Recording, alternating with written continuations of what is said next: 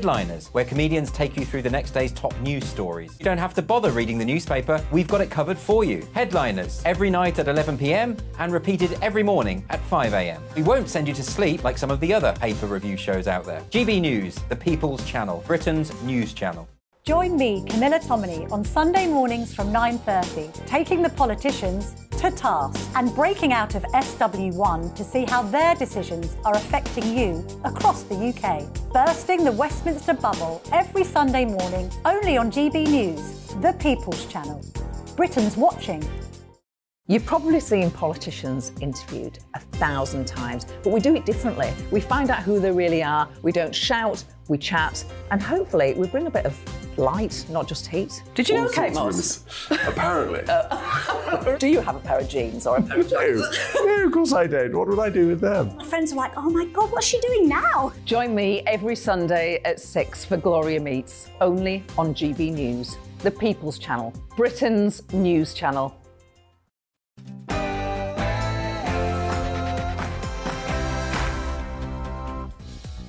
Good morning, it's 9:30 a.m. on Monday the 8th of May. Happy V-Day and happy bank holiday. This is To The Point with Dawn and Emily. Yes, now muck in everyone. The Prince and Princess of Wales will join millions in the big help out. 6 million people are expected to spend today volunteering to wrap up the coronation weekend. My grandmother said when she was crowned, coronations are a declaration of our hopes for the future. And I know she's up there fondly keeping an eye on us, and she'll be a very proud mother.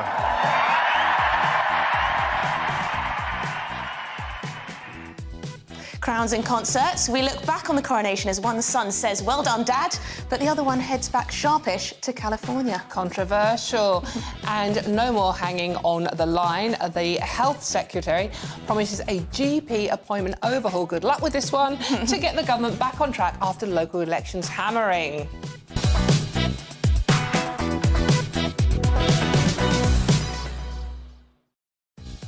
And as always, please do let us know all of your thoughts on all of our talking points, all our top stories. Please do email us, gbviews@gbnews.uk. But first, let's get the morning news with Tamsin Roberts.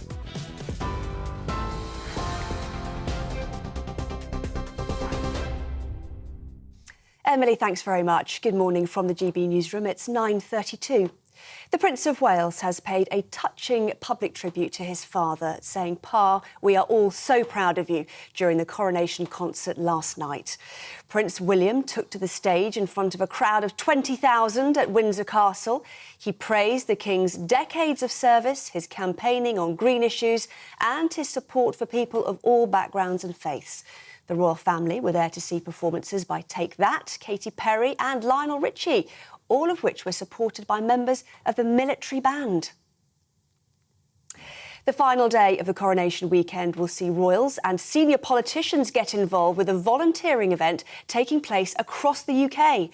6 million people are expected to take part in the big help out, either arranging their own community activities or working with charities. It's being billed as a lasting volunteering legacy to mark King Charles's crowning. More than 1,500 charities are getting involved. The King and Queen will not be appearing publicly today, but other royals will be out and about.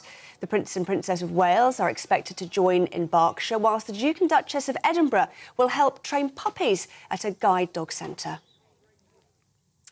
The Met Police will face questioning over the arrest made during the King's coronation. It's amid concerns a clampdown affected the right to protest.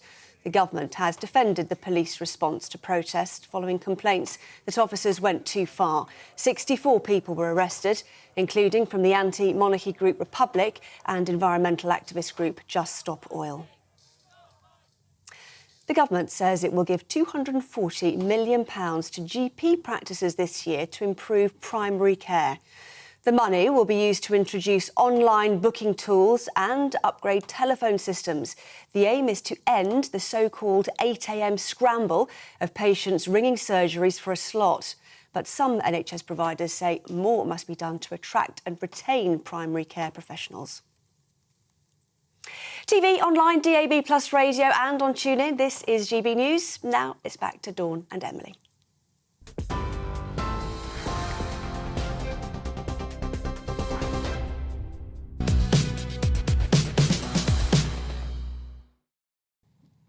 Good morning, welcome back. Now, millions will continue to mark the Coronation Day by taking part in volunteering events as part of the bank holiday Big Help Out. This follows on from last night's concert that saw Katy Perry, Take That, and Lionel Richie take to the stage to celebrate King Charles. Yesterday was also a day in which communities came together for lunches and street parties across the country. Paul Hawkins has all the details now.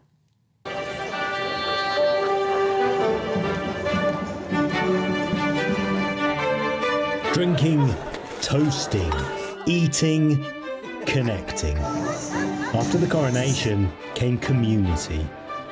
From Drumbo in Northern Ireland to Downing Street, coast to castle. Millions of people tucked into 50,000 big lunches across the country. Lisa, can I give you something? I have your bones as well, you know. In Windsor, there was a surprise visit. The Prince and Princess of Wales popping into a big lunch on the Long Walk. The evening saw 20,000 people pack into the grounds of Windsor Castle for a star-studded concert. And there were appearances from some members of the royal family. Pa, we are all so proud of you. God save the King. And for those who couldn't be there in person, video messages from the likes of Tom Cruise. Your Majesty, you can be my wingman anytime. The centrepiece of the concert, however, was the Lighting Up the Nation project. Projections, lasers and drone displays. Lighting up Windsor and the UK. A celebration fit for a king. Paul Hawkins, GB News. Aww, makes you feel... Did you enjoy the concert, Dawn? Did you watch the concert? Do you want me to be completely honest? Want complete honesty in this room, Honestly, please? yeah, Got to be absolutely. honest with the people at home. Absolutely. I watched it. I thought it was very well done. I thought everyone seemed to be having a nice time. I loved watching the royals enjoying themselves. Sophie's a bit of a mover, isn't she? She is a mover and shaker. Some of the acts I was a bit confused by. There was a little bit of confusion. Now, I think Katy Perry, fabulous performer, but she was... her voice was... It was a lot of... She was giving it a lot of welly, let's just say. You know what? Perhaps... and the dress, what did we think of this? Well, girls were allowed to dresses, right? OK, what did you think, though? What did you think? I mean, get in touch with us. It's gbviews@gbnews.uk. Or tweet us at GBNews. Nicole Scherzinger did look absolutely fabulous. Her voice, I'd say, was better than Katy Perry, bless her. I'm being a total girl here, Andy, because all I could think about when I was watching Nicole was, how is she moving her arms and not falling out of that dress? Well, I mean, come on, it was like structured, but it was like an accident waiting to happen. I mean, can I say this on daytime TV? But she might have had a little bit of work done in that department to keep everything in place, perhaps. Do you think the diamonds were real as well? Well, the diamonds. Can you imagine how many jewellers would want to deck you out in absolutely everything they have for such a performance? I think, yeah. I mean, look, it was good, and I think people enjoyed it. But I really want to know what you think. I mean, how interesting... It's the bank holiday, right? It's a bank holiday Monday, OK? So it's still going on. It's still the Coronation weekend. You can still... You know, you can put the kettle on while you're watching Emily and Me, or you could have another glass of fizz, a cheeky glass of fizz. May I just say one more thing about the Coronation concert? I didn't really enjoy the little in-betweeny bits between the acts. I did find them... They seemed to be targeted at children. It was all a bit... Well, let's teach the plebs something about the royal family before we move on to Ollie Murs. Yeah, well, that was a bit random. But you know what? It was like, look, I get the messaging, I get the whole eco bit and the drones in the sky, etc. But we know that, you know, Katy Perry flew over here with an entourage only slightly smaller than Jill Biden's motorcade. And she took a picture of herself standing on top of Winston Churchill. Did she? Yes. I didn't see that. Well, whereabouts? Classic American in Britain, but there you go. And she couldn't find her seat in the Abbey either. But apart from that, look, we're whinging. We're sorry. I love Katy Perry. It's been a long weekend. She did look like a quality street, though, it has to be said. But let's know what you think. I mean, how much more do you want to talk about the coronation and the party weekend? Are you still enjoying it? Are you partying still? So get in touch. Dawn was last night. I had one beer. Only one? One. But do you know how many pints we're going to get through over the weekend in total? Not just you and me, obviously. Yeah, 69 million pints. What is wrong with us Brits? Literally any excuse to get a little bit tipsy. But you know what, Emily? This is what I like about us Brits. We know how to have a party, right? And I don't care if you're watching this morning, whether you're a Republican or whether you're a Royalist. This was an excuse to get together with your friends, with your neighbours, have a bit of party, let your hair down, have some fun. And still people turned it into a reason to have a hissy fit at one another. Make it stop. Just enjoy it. I think this is just social media. It just amplifies all the divisions that we have. But by and large, I think the vast majority of people will have been moved by the coronation and will have enjoyed the concert, even if it wasn't to my taste. So I would like a bit of opera. Yeah. I'm not even going there. I was rather hoping Madness would play, to be honest with you, but they've already done that, haven't they? Right, I think we have to move on a bit now. Yes, we head over to Windsor itself. Oh, excellent. The morning after the night before. I wonder how it's going. And we have our wonderful GB News royal correspondent, Cameron Walker, there. Good morning, Cameron. How are you this morning? Hi.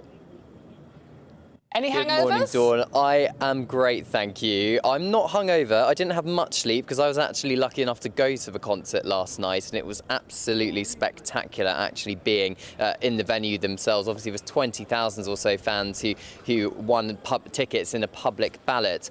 And do you know, actually being in the stadium and looking at the projections going onto Windsor Castle, seeing King Charles's paintings, which he'd drawn himself, projected onto the castles and all the star-studded concerts, was absolutely spectacular. And I don't know if you've seen, I don't know if we do have a clip, but the King and Queen, after the concert, went back into Windsor Castle with Katy Perry and Lionel Richie and appeared on American Idol. They did a broadcast live stream onto American television on ABC. So check out our social media channels on GB News if you have not seen that.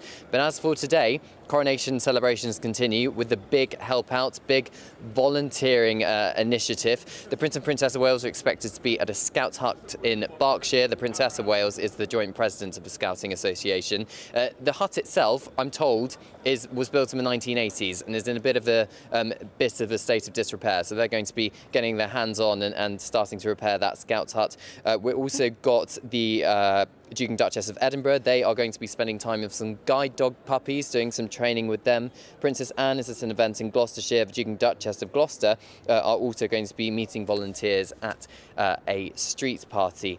6 million of us across the country have signed up to volunteering. That's either in their local communities or for an event or an organisation such as the Scouts or the National Trust or the RNLI or something like that. We even have prime ministers and politicians getting involved. So the Prime Minister, Rishi Sunak, he is going to be at a lunch club. Sir Keir Starmer, he's going to be answering calls for NHS volunteering service as well. As for the King and Queen, clearly it's been a long week in the run-up to this coronation. They have had a lot to do, so we're not expecting to see them in public today. However, I am told they are wholly supportive of the big help out scheme.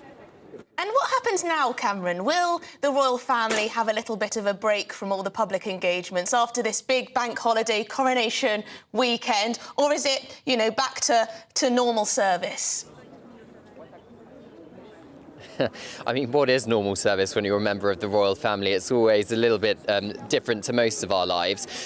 For the King and Queen, we are expecting them to be out and about at some point next week, but we don't know where or when yet.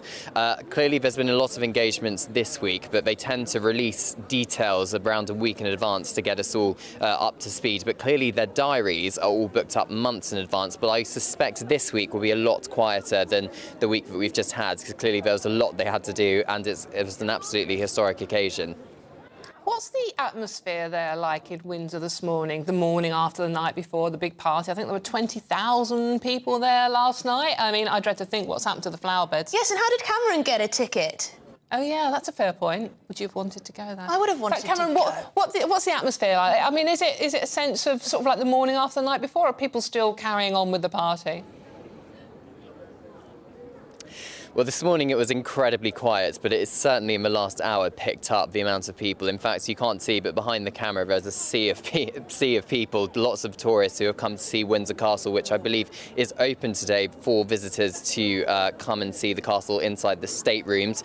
The Royal Standard is still flying high above Windsor Castle, which means that the King is still in residence here from the night before. Perhaps there was a little bit of an after-party inside Windsor Castle following the concert with all the stars yesterday, but of course all the tourist shops, all the pubs, all the restaurants, they're all still very much open for business. The Mail reported at the beginning of the week that the UK is going to get a £1 billion boost to the economy, mostly due to hospitality and of course the hotels and the pubs and restaurants all being open. It's a big excuse, as you said, Dawn and Emily, for a party.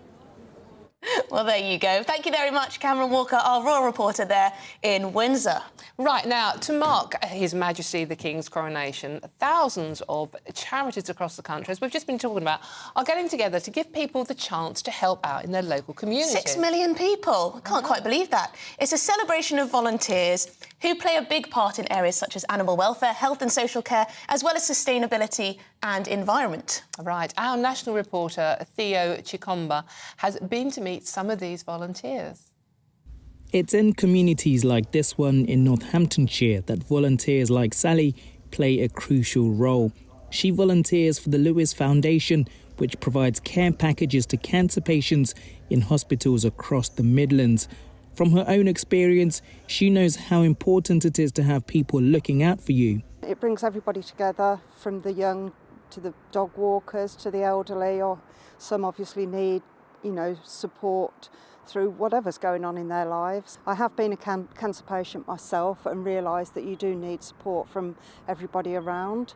And I'd retired and I thought, well, it would be nice to volunteer and give back something, to the cancer charities. Bryn is also a volunteer here at the cafe. He joined after the charity supported his grandmother when she was in hospital. Now he wants to give back to his local community.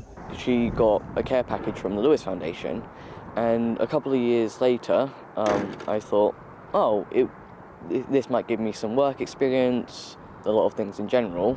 So I thought, well, if I reached out to Lorraine and said, could I volunteer, because I'd like to be part of the thing that helped my nan. Since 2016, Lorraine and her husband started delivering free gifts to patients after his mother was hospitalised with cancer. They recognised many faced loneliness during their treatment. They say without volunteers, much of what they do wouldn't be possible. I think without them, a lot of organisations wouldn't exist because they bring time and they bring skills to the table. And without those core skills and people giving up their time, the charities wouldn't be able to function. Often charities don't have the income to employ people and to the volume they need. So they fill the gaps, and those gaps are essential. So that's why what they do is key. As the team here is growing, it's giving those in communities like this safe spaces and a helping hand when necessary through the support of volunteers meeting their needs. The Comba, GB News. Thank you, Theo. Now, if you want to get involved, it's quite easy. The Big Help Out, there's an app you can download and there's a website you can go to. So just Google The Big Help Out and there you can sign up to join the 6 million of us who already have. And there's so many charities involved, from the Scouts, NSPCC, RNIB, so many charities involved, so much what you can do for your local area and your local community. You'll be doing that after this, won't you, Dawn? I actually might be helping out the hospitality industry, to be honest with you. Well, Just saying. Good for the economy. Well, you mentioned getting mucky earlier on. What are you going to be doing then? I'm going to be on later covering Jubes.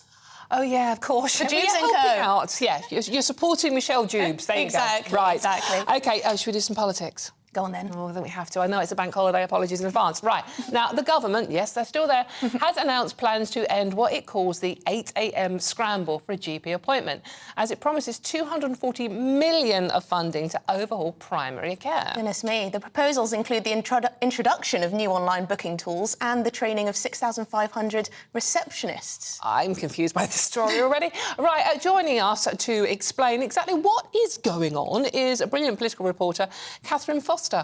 Catherine, what is going on? Where's this money coming from? Big bank holiday announcement. Yes. Well, the government are desperately trying to get on the front foot and want to move the conversation on from how badly they did in the local elections.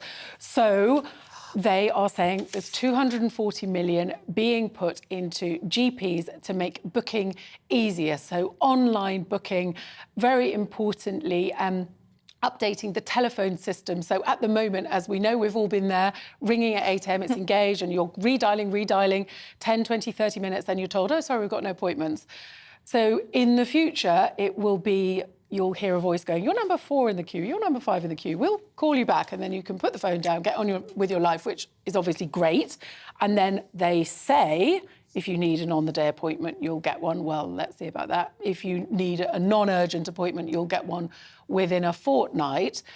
So certainly positive, but of course, there is huge pressure on GP surgeries. This is not in itself going to create more doctors' appointments, is it? It's just going to make it a little less time-consuming to get through. And to be told you can't have one. And also the fact that the receptionists are going to get training to sort of assess how urgent your call is. I think there will be some concerns about that. And of course, not everybody is going to want to tell the receptionist what they want to see a doctor. So it's something, it's a start. I mean, sure, it's a drop in the ocean when you consider the backlogs and the junior doctors' strikes and all the rest of it. But the government want to have something to show going into the next election, something that's getting a bit better. I don't wish to be too cynical. Clearly, the government is trying to do something here.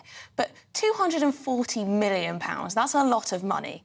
I hope that the government is choosing the right contracts or systems, the best value for our money, because it seems like the NHS is often criticised for not spending money as wisely as they should. So I do hope that this £240 million is actually going to go on the best stuff, the best training, and everything else. The bottom line here, I mean, maybe I am being very naive on this one, is we just don't seem to have enough GPs.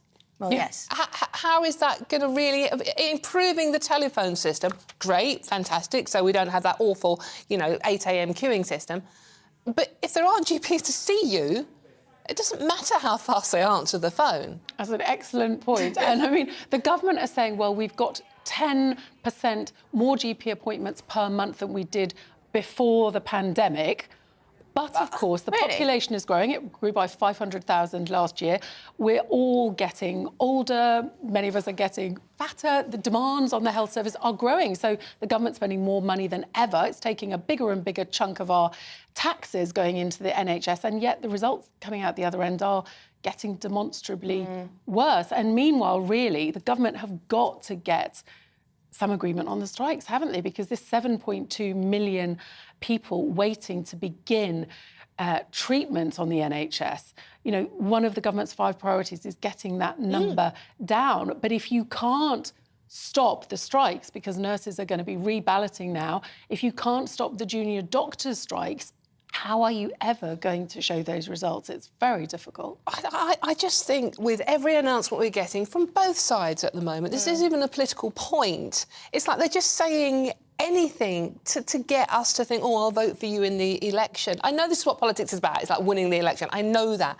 But a lot of people out here now are going, yeah, right, OK, well, the devil's in the detail, but there's no detail in Well, this. also, the Labour Party have already come out, or, their various spokespeople, various MPs, to say, well, we're going to train X amount of doctors while you're just trying to upgrade the phones. Yeah, you're giving us better hold music. We're going to give you more doctors. Well, I mean, Labour are saying they would train 7,500 more doctors per year. Clearly, there is a massive shortage, but that would take a lot of time. And the other issue, of course, is that they're saying that they're going to pay for that by scrapping the non-dom tax break. But of course, They've spent money that a lot of seems times, to have been spent on various different things. We hear, we're going to pay for this by this, we're going to pay for this by... But, even Labour, Wes Streeting, the Shadow Health Secretary, has got big plans to reform the NHS, GPs' practices specifically, and is going to come up against the British Medical Association. So some of Labour's plans are really quite controversial and won't go down well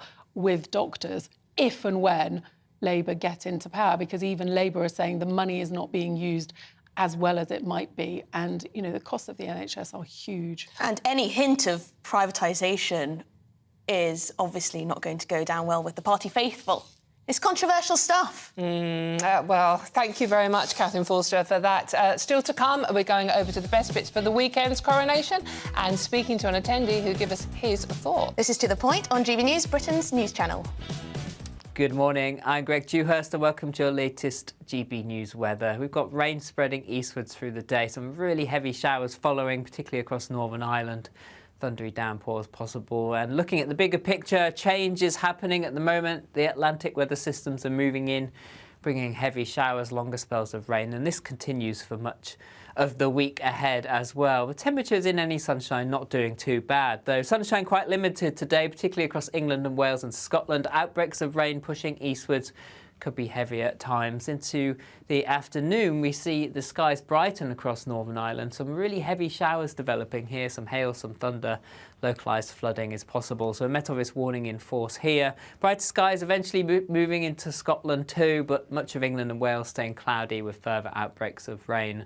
As a result, temperatures a little lower, generally the mid to high teens, perhaps close to 20 Celsius in the best of any sunnier breaks towards Northern Ireland. The showers should start to ease into the evening time, but still further rain pushing east across England and Wales into the early hours, but eventually it does start to become drier. We see some clear spells developing, but still over the hills some light rain and drizzle in places. Temperatures with all that cloud around generally holding up in double figures, but it does mean quite a grey start to Tuesday morning. Still some outbreaks of rain across the north and east of the UK. Some of the rain heavy at times across north-east Scotland, but it should brighten up through the morning into the afternoon, but that will trigger some heavy showers, particularly across eastern England.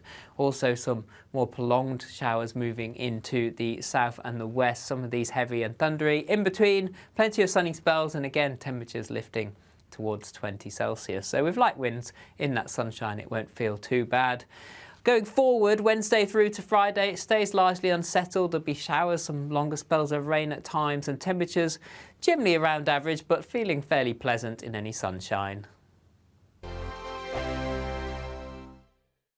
I joined GB News because I was sick and tired of not hearing my views being represented, not just mine, but so many people that I knew and spoke to. I just couldn't get my voice out there. I couldn't say anything, I couldn't do anything. Whatever the narrative was, I kind of had to follow it. GB News is there to provide a voice for those who have been ignored by the establishment media. We think different things, we've got a different style. GB News is here to be optimistic and positive about the future. It's real kind of dynamic and flowing, with the audience very much at the heart of it, like a big family.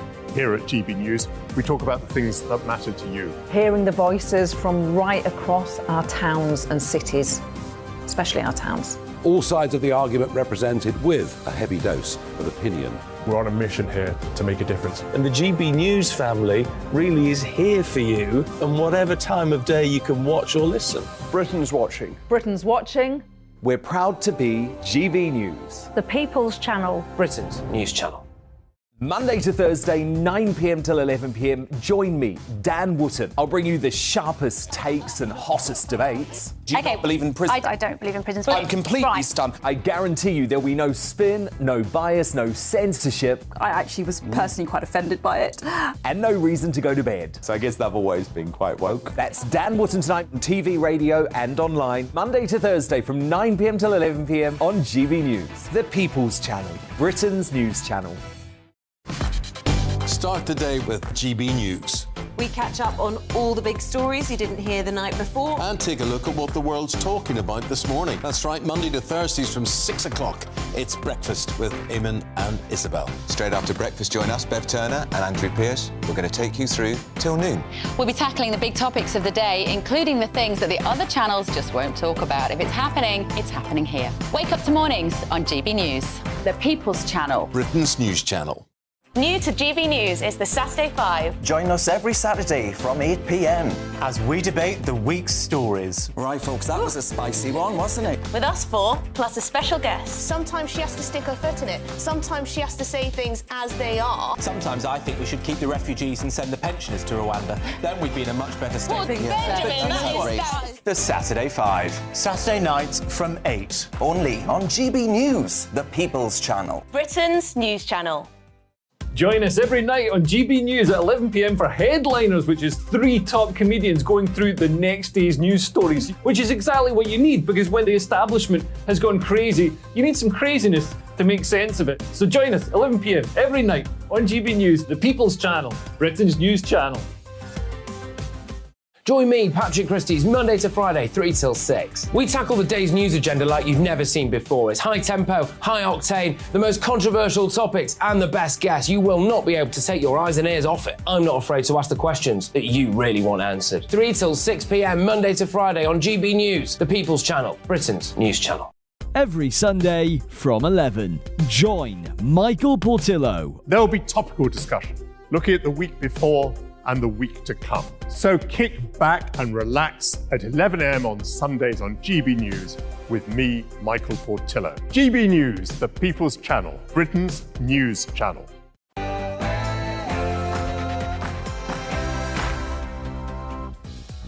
Welcome back. It's 10 a.m. on Monday, the 8th of May. Happy VE Day and happy Bank Holiday Monday. This is To The Point with Dawn and Emily. It is. Mucking everyone. The Prince and Princess of Wales will join millions in the big help out. 6 million people are expected to spend today volunteering to wrap up the coronation weekend. My grandmother said when she was crowned, coronations are a declaration of our hopes for the future. And I know she's up there, fondly keeping an eye on us, and she'll be a very proud mother.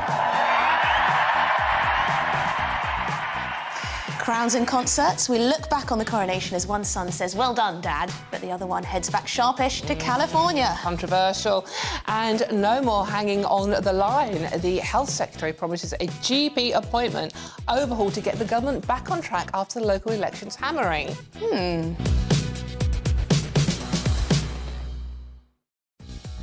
As always, please do let us know your views. gbviews@gbnews.uk or tweet us at gbnews. But first, before all of that, let's get the morning news with Tamsin Roberts.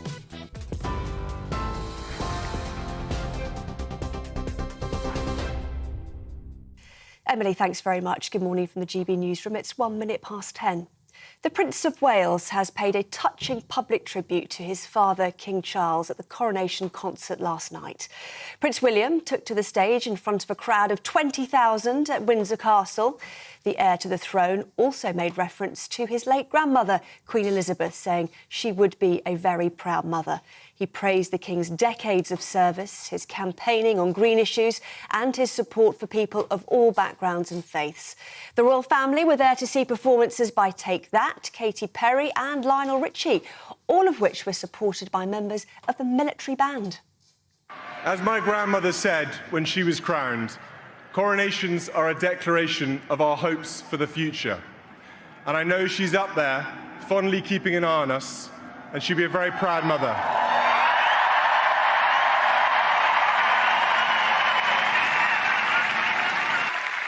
Pa, we are all so proud of you. The final day of the coronation weekend will see royals and senior politicians get involved with volunteering events taking place across the UK. 6 million people are expected to take part in the big help out, either arranging their own community activities or working with charities. It's being billed as a lasting volunteering legacy to mark King Charles's crowning. More than 1,500 charities are getting involved.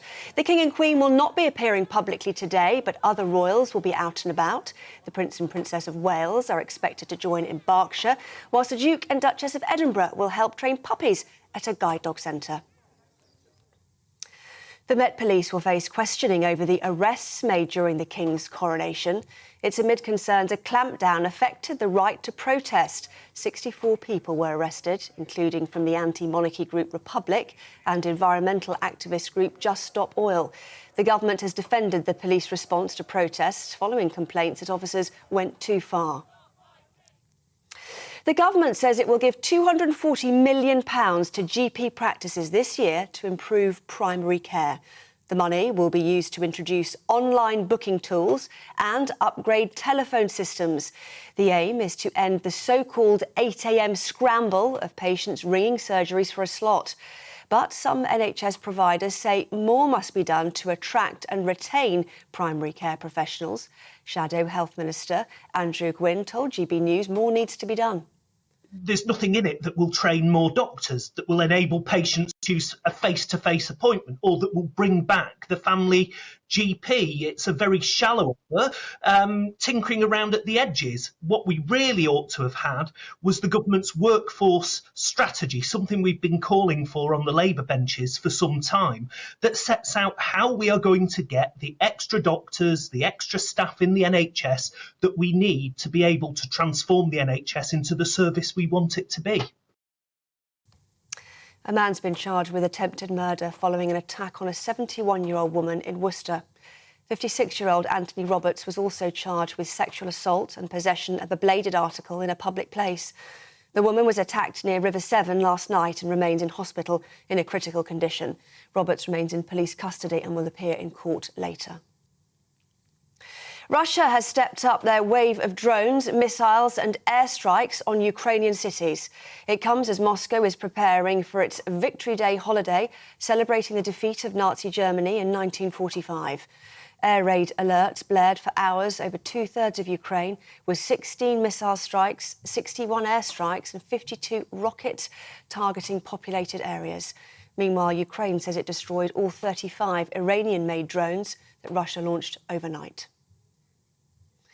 Britain is holding talks with Hong Kong today for the first time since China's crackdown on its civil rights. The government has condemned the national security law imposed by Beijing on the former British territory in 2020 after mass protest, but has also made clear it wants to maintain engagement with China despite political differences. A bill calling for legally binding rules for companies carrying out cladding remediation works is due to be tabled in Parliament.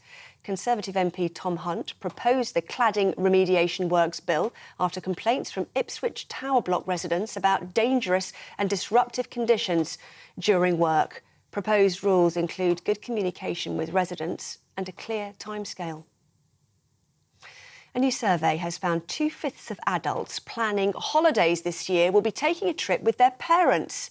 Starling Bank has found 58% of adults, many of whom have their own children, are planning breaks with their parents amid the rising cost of living. More than a quarter of parents with grown-up children say they are paying some or all of their children's travel expenses to help. And Liverpool has been transformed ahead of the Eurovision, which is taking place tomorrow. The UK is hosting the event on behalf of Ukraine amid the Russian invasion. Outside the series of arena live shows, 2 weeks of mostly free events are taking place, featuring concerts, art exhibitions, flash mobs and much more. A total of 37 countries are set to take part in the Eurovision this year, with Ukraine gaining automatic qualification for the final as winners. This is GB News. More from me shortly. Now, though, it's back to Dawn and Emily.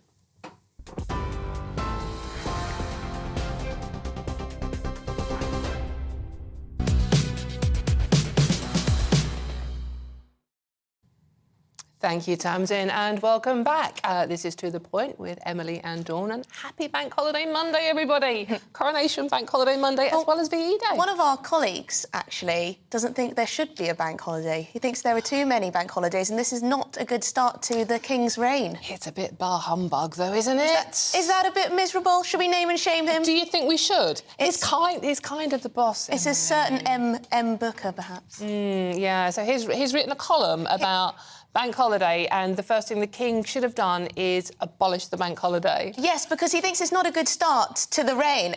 Oh, there it is. There is the column. It's on our GB News website, so you can check it out yourself. We are publicly shaming Mick Booker. I'm terribly sorry, but we're not sure if you're just a bit of a misery, or if has he got a point? Should we all be? I mean, we're here obviously, but this is hardly work. No, but we love it, yeah, because we get. But do you think everyone should be back to the grind today? Well, let us know what you think. I mean, GBviews at gbnews.uk, or you do the Twitter thing, don't you? What's the Twitter thing? At GB News, or at Carver Emily, or at Dawn Neeson. Oh, God, yeah. We're on social media because she's young and I'm not so young, but I'm learning very fast. So let us know what you think. I mean, you know, is Mick Booker, our boss, right? I mean, you know, it's the point Mick's making, by the way, is not really that much of a bar humbug, is the fact that the economy sort of tends to tank on Bank Holiday Monday, and, you know, the Coronation has been very good for us. It's made a load of money, especially for hospitality. But this will, you know, the bank holiday coming so straight But after. you can tell he's worked in newspapers most of his life, because I doubt he's had many bank holidays at home. No. So maybe he just wants everyone else to actually Mrs. get back to work too. Mrs. Booker and the little Bookers are probably very grateful. Sorry, Mick. Let's see. A joke, by the way. Let's see what everyone at home has to say, because we've got lots of views coming in on everything we've been talking about. Coronation concert. It seems that you at home did enjoy it. Oh, yeah, you did, actually. So we're a bit of our humbug as well here, aren't we? Right, so this is Shirley. Good morning, Shirley. Thank you for joining us today. I loved most of it, however, did not appreciate being lectured by Stella McCartney. It's a bit with you on that one. On the environment. Yes, we all need to be aware of what's happening in the world, but this was a concert, not a lecture. Yes, it's like those awards ceremonies in America where everyone has to say something about the environment or politics or diversity and inclusion or something. Not everything has to have a deeper message. To be fair to King Charles, I keep saying Prince King Charles, it has been one of his things. That is true. His entire life, right? And conservation, the environment, is not a left-right issue. It's something we should all care about. We should. And you know what? I was sitting there thinking, right, OK, that was Prince Philip's prize rosebed there at Windsor Castle. You know where the stage was, plonked right down on Prince Philip's prize rosebed. You know, what's he thinking up there? Well, you think he should have got a mention in Prince William's speech. Why didn't he? Because it was like, you know, I mean, sort of like, you know, we all love you, Pa, and, you know, Grandma, Mum would be so proud of you, but there was no mention of Prince Philip. Well, there you go. Why? Maybe he missed a trick there. Why? You know, I guess he knows everyone loves the late Queen the most. But Stuart says it was professionally done and interesting, but it tried to be too many things to too many people. Sign of the times, I think. But well done all. Well, there you go. Yeah. Measured view. Yeah, absolutely. And Sue, good morning, Sue. I enjoyed the concert. Love Lionel Richie. Oh, but think he might need to retire. Sue, that's a bit ageist. Wasn't keen on Katy Perry, not even the dress. Loved the rest, and Take That were brilliant as usual. Didn't want to take that mime, though. Well, I don't know about that. But, sorry, probably not, I mean, but... But Katy Perry was straining her voice, bless her. But there you go, you know, she was giving it some welly. Yes, right, OK. Well, we've got some breaking news, I believe. Have we? Right, yes, okay. we do. Where's the breaking news? I don't know. Let's have a look here. Macron. Ah, right, it's Macron. So Macron has arrived and laid a wreath at the statue of Charles de Gaulle on Champs-Élysées, followed by a moment of silence. Macron arrives, here he is, at the Arc de Triomphe in front of the tomb of the unknown soldier, reviews the troops, eternal flame, signs the remembrance book. Well, there you go. Oh, President Macron. Macron, the French president there in Paris. Yes, because it is our VE Day, anniversary of VE Day We'd today. like to get some views on this. It's the 78th anniversary. 78th anniversary. We had to do the maths very carefully earlier 78th anniversary. So it's not an absolutely massive anniversary, but it's important nonetheless to mark. So please do let us know if you are marking it in any way, of course. And just on the GP surgeries, Just moving away from this for one moment, we've got lots of views coming in on this. Someone wrote to me already saying that they already have this new telephone system in their GP. Right, does it work? But Phil from Bridgehead says, my wife rang our GP surgery at 8 o'clock last month. She called about 20 times, which went through, but once connected, the surgery lines were engaged. Outphone company charged 50p for each 3-second connection. Then she finally got through, waited 25 minutes, further cost of £4.69, a total of over £14. Wow. That is a lot of money, isn't it? Well, there you go. NHS free at the point of use, not so much. I'm sort of slightly cynical about this, don't you? And why have they announced it on a bank holiday as well? I don't know, because there's no other news, so it gets to the front pages, perhaps. Any case, let us know what you think about that, GPs. When was the last time you saw yours? I can't even remember. gbviews@gbnews.uk. Now, we move back to the coronation because there's only one subject in town, I'm sorry. And millions will continue to mark the coronation today by taking part in volunteering events as part of the bank holiday Big Help Out. Yes, this follows on from last night's concert. Katy Perry, of course, Take That. Lionel Richie took to the stage. Yes, and yesterday was also a day in which communities came together for lunches and street parties across the country. Here, Paul Hawkins has all the details for you.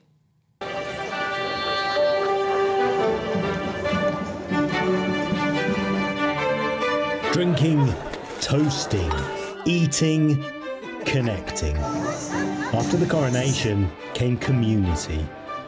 From Drumbo in Northern Ireland to Downing Street, coast to castle.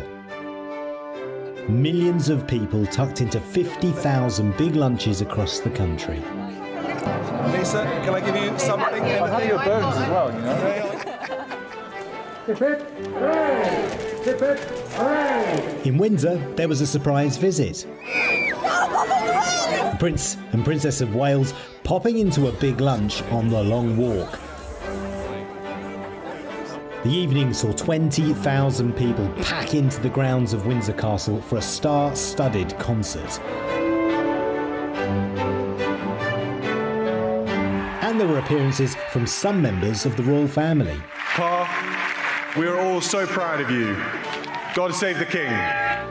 And for those who couldn't be there in person, video messages from the likes of Tom Cruise. Your Majesty, you can be my wingman anytime. The centrepiece of the concert, however, was the Lighting Up the Nation project. Projections, lasers and drone displays. Lighting up Windsor and the UK. A celebration fit for a king. Paul Hawkins, GB News. Oh, you know what? I thought Charles looked genuinely happy. I mean, obviously it's been very stressful, the whole coronation on Saturday. He looked a bit scared through a lot of that, I thought. Yes, but and Camilla looked very nervous, didn't she?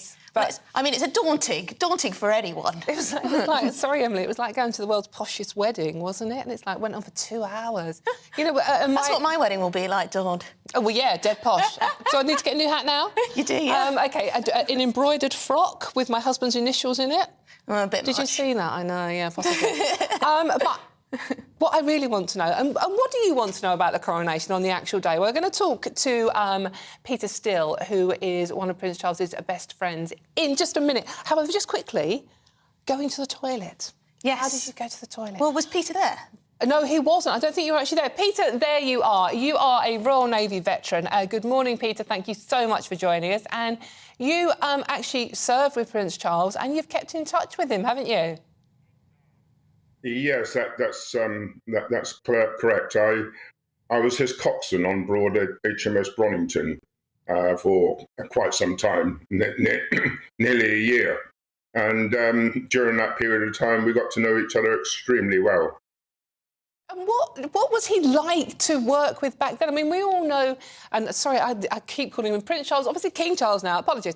But what was he like back then? We all know him as sort of like, you know, royalty, the environmental messages. What was he actually like as a serving officer? Well, you have to understand that, first of all, it was a little wooden mine hunter, and we don't normally have people of his structure actually even visiting, let alone coming in as a captain. And I was quite surprised, to say the least of it, to think that my next captain was going to be the Prince of Wales. However, you don't become a captain of a ship unless you are worthy of that title. And if you think carefully about what he's actually achieved to get to that point, helicopter pilot, you don't become a helicopter pilot in 2 minutes flat. You don't become a jet pilot in 2 minutes flat. These are all very technical jobs which he has achieved. And then there was a navigator on board a ship. He became the navigator. He was a correspondence officer on another ship. And so all these attributes that he I beg your pardon, amalgamated to such an experienced young man, because he was only 24-year-old. I think I was the eldest at 25. So you can imagine it was an experience that we really weren't too sure of. But being the coxswain of a ship, I'm like the mother hen of the lower deck. And I just turned around and said to myself, just get on and be what you are, who you are, and it'll all fall into place. And that's exactly what we all did. Believe you me, he was only on board the ship for a matter of 2 weeks before we were ready to set to sea. And my wife had been up with me in Rosyth for that period, and she'd never seen the Prince before then. And she had to drive back to Portsmouth the day that we sailed. She drove me down to the dockyard.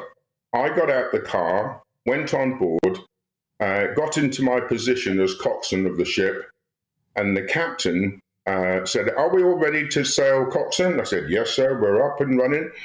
And then he turned around, and we'd already let go of the gangway, and we were letting go of the ropes.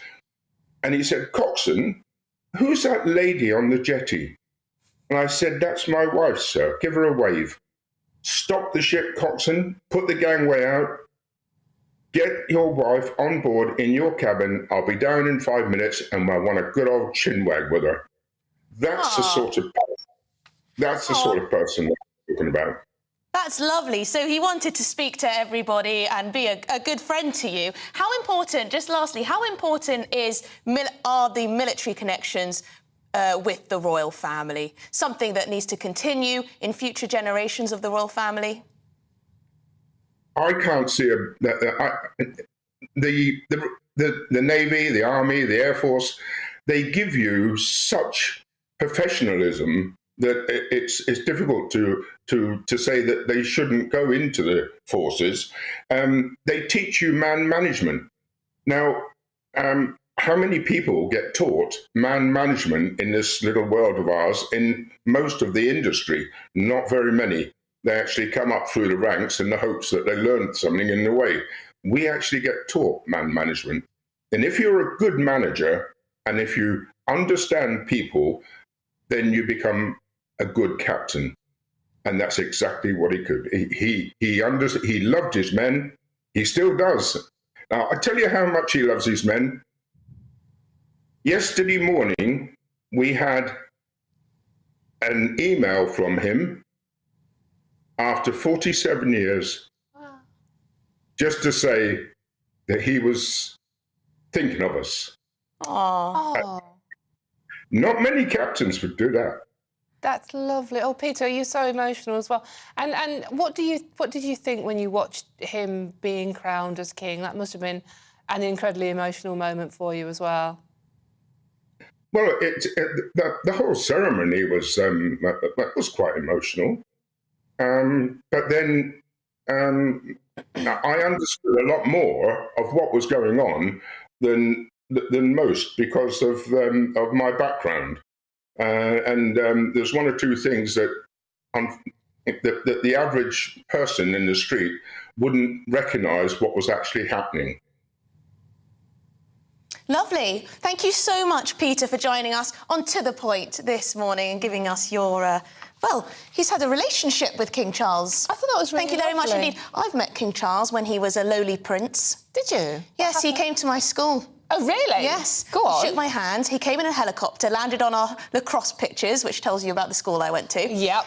He landed on the lacrosse pitches in a helicopter, came up. We all waved flags for him. He came over and he shook my hand. Wow. And asked me if I liked playing lacrosse.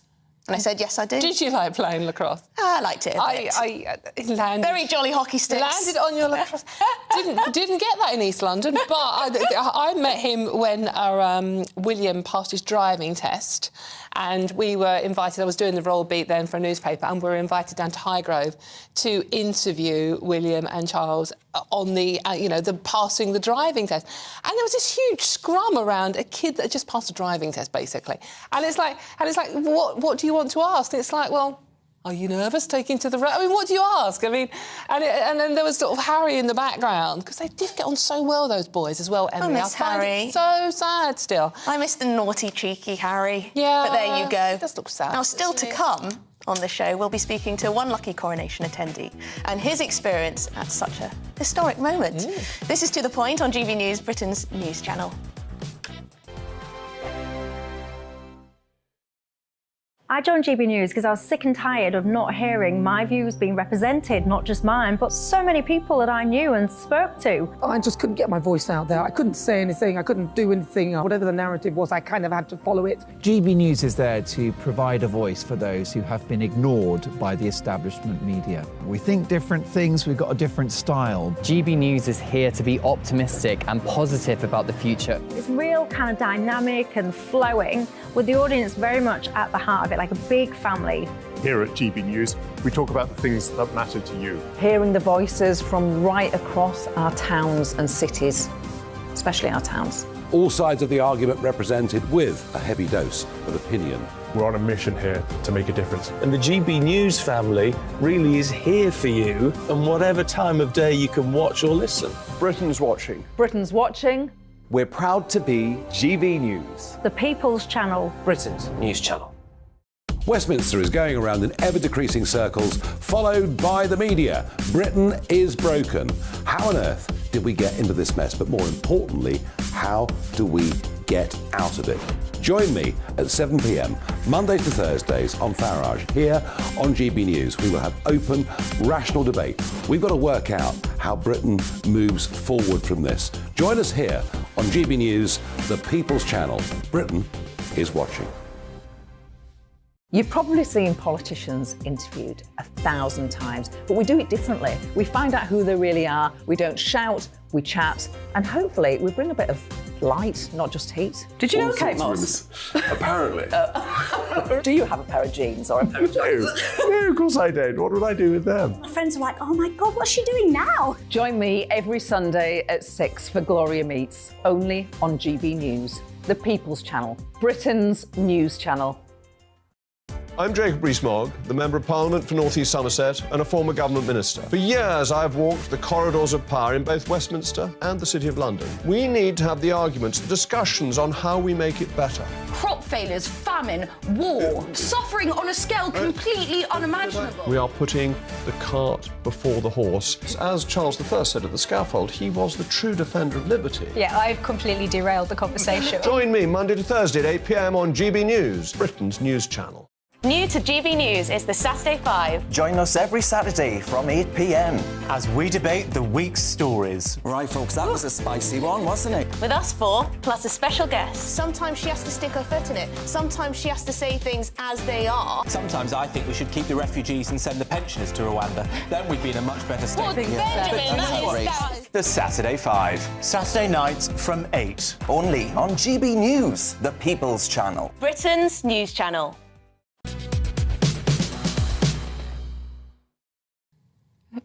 Good morning, welcome back. It is 10:26. You're with To The Point on GB News with Dawn Leeson and Emily Carver.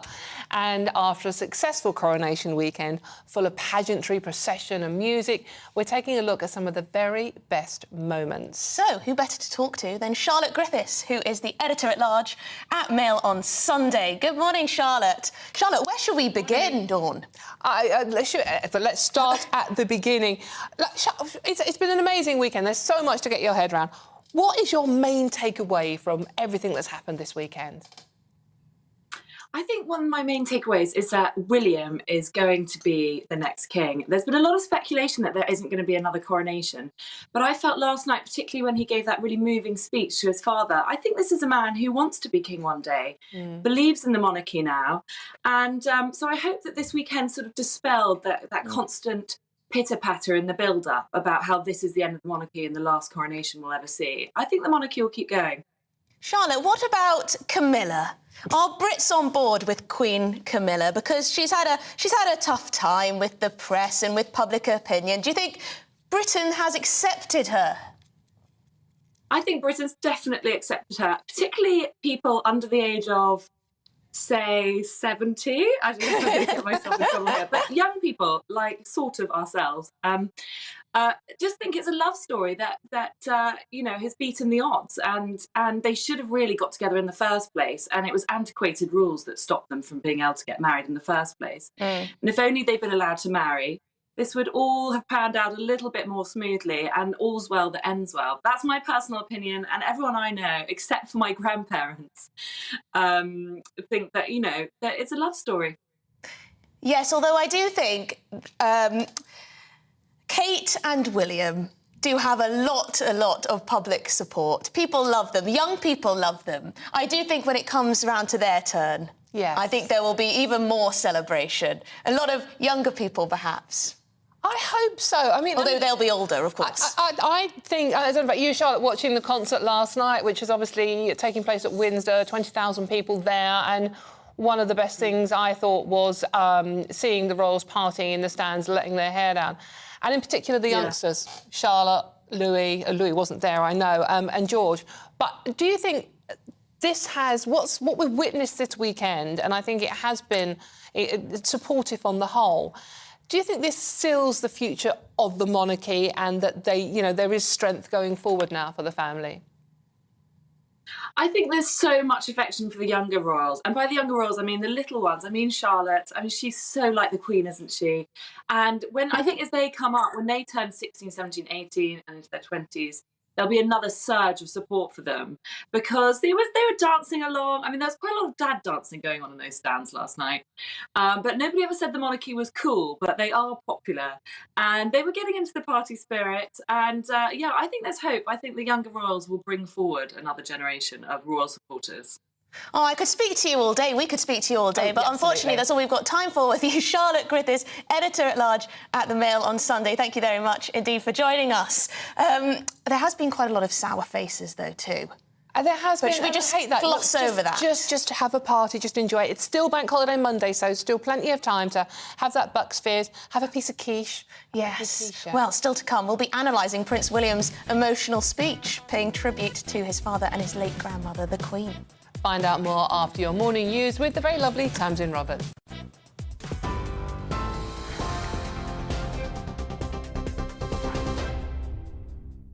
Dawn, thanks very much. Good morning from the GB Newsroom at 10:30. Here are the headlines. The Prince of Wales has paid a touching public tribute to his father, saying, "Pa, we are all so proud of you," during the Coronation concert last night. Prince William took to the stage in front of a crowd of 20,000 at Windsor Castle. He praised the King's decades of service, his campaigning on green issues and his support for people of all backgrounds and faiths. The royal family were there to see performances by Take That, Katy Perry and Lionel Richie, all of which were supported by members of the military band. The final day of the coronation weekend will see royals and senior politicians get involved with a major volunteering event taking place across the UK. 6 million people are expected to take part in the big help out, either arranging their own community activities or working with charities. The Prince and Princess of Wales are expected to join in Berkshire, whilst the Duke and Duchess of Edinburgh will help train puppies at a guide dog centre. The Met Police will face questioning over the arrests made during the King's coronation. It's amid concerns a clampdown affected the rights to protest. The government has defended the police response following complaints that officers went too far. 64 people were arrested, including from the anti-monarchy group Republic and environmental activist group Just Stop Oil. Well, we can just bring you some breaking news we've been hearing in the last half hour that Ukraine has issued an air alert across the whole country. Ukrainian military bloggers say they could have been triggered by a Russian warplane taking off, armed with hypersonic weapons. It comes after Russia conducted overnight drone and missile strikes on the country. Kyiv says it destroyed all 35 Iranian-made drones that Russia had launched. The government says it will give £240 million to GP practices this year to improve primary care. The money will be used to introduce online booking tools and upgrade telephone systems. The aim is to end the so-called 8 a.m. scramble of patients ringing surgeries for a slot. But some NHS providers say more must be done to attract and retain GPs. TV, online, DAB+ radio and on TuneIn. This is GB News.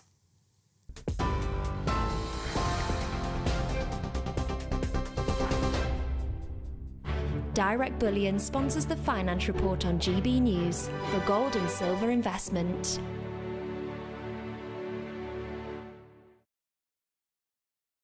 Here's a quick snapshot of today's markets. The pound will buy you $1.2636 and €1.1452. The price of gold is £1,601 and 10 pence per ounce, and the FTSE 100's at 7,778 points. Direct Bullion sponsors the Finance Report on GB News, investments that matter. Monday to Thursday nights on GB News. At 6, it's Deebs & Co. 7 o'clock, Farage. At 8, join Jacob Rees-Mogg. And at 9, Dan Wootton Tonight, followed by Headliners. On TV, radio and online. This is GB News.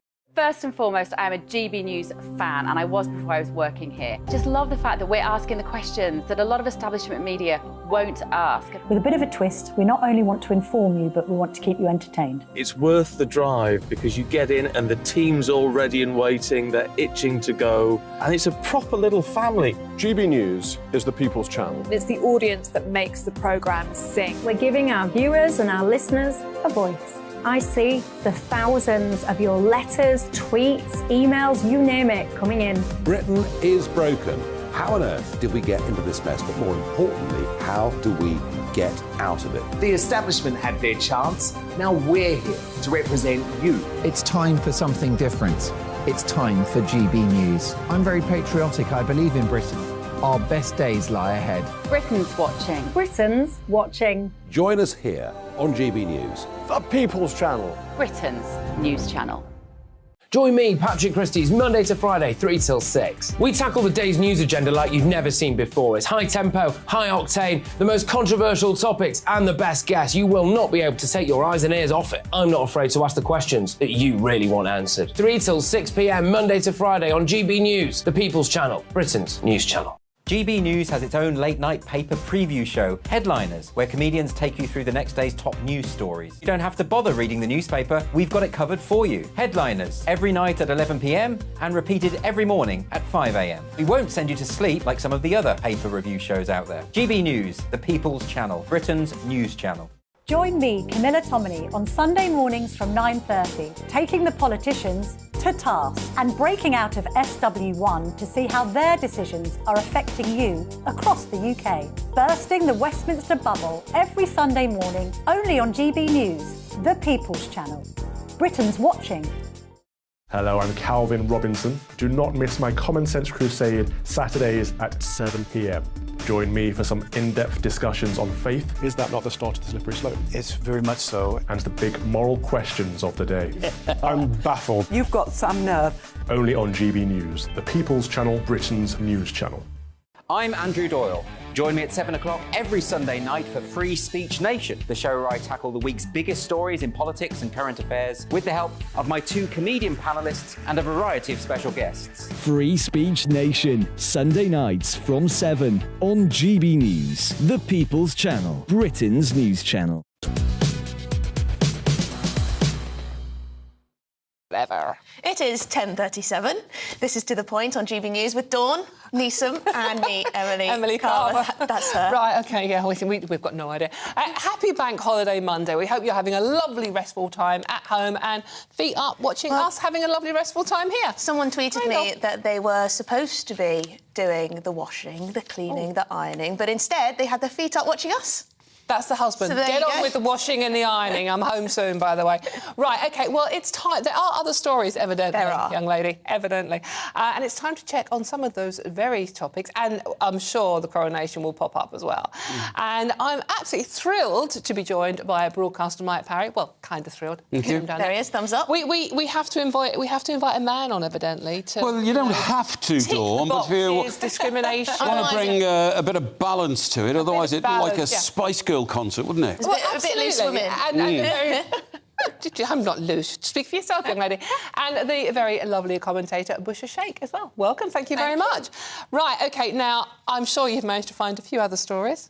Not in the papers today, because pretty much every front page is on last night's amazing concert at Windsor, the Coronation concert. And most of them have gone for the same theme, haven't they? You know, Prince William's speech part, we all are grateful, you've done a great job, and Grandma is watching down from heaven. So, Mike, you're kicking off with the Daily Mail, who have gone, let's be honest here, all guns blazing on coronation coverage over the past few days, haven't they? Yeah, it's just total adoration. And do you know what, Dawn? Since you and I sort of left Fleet Street, the whole balance of how you receive your news has changed, OK?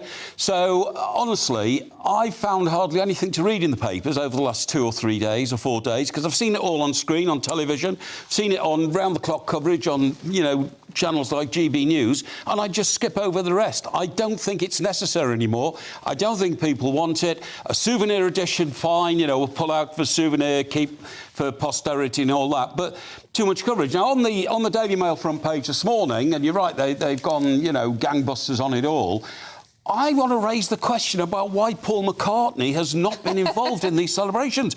He was knighted by Queen Elizabeth II in 1997.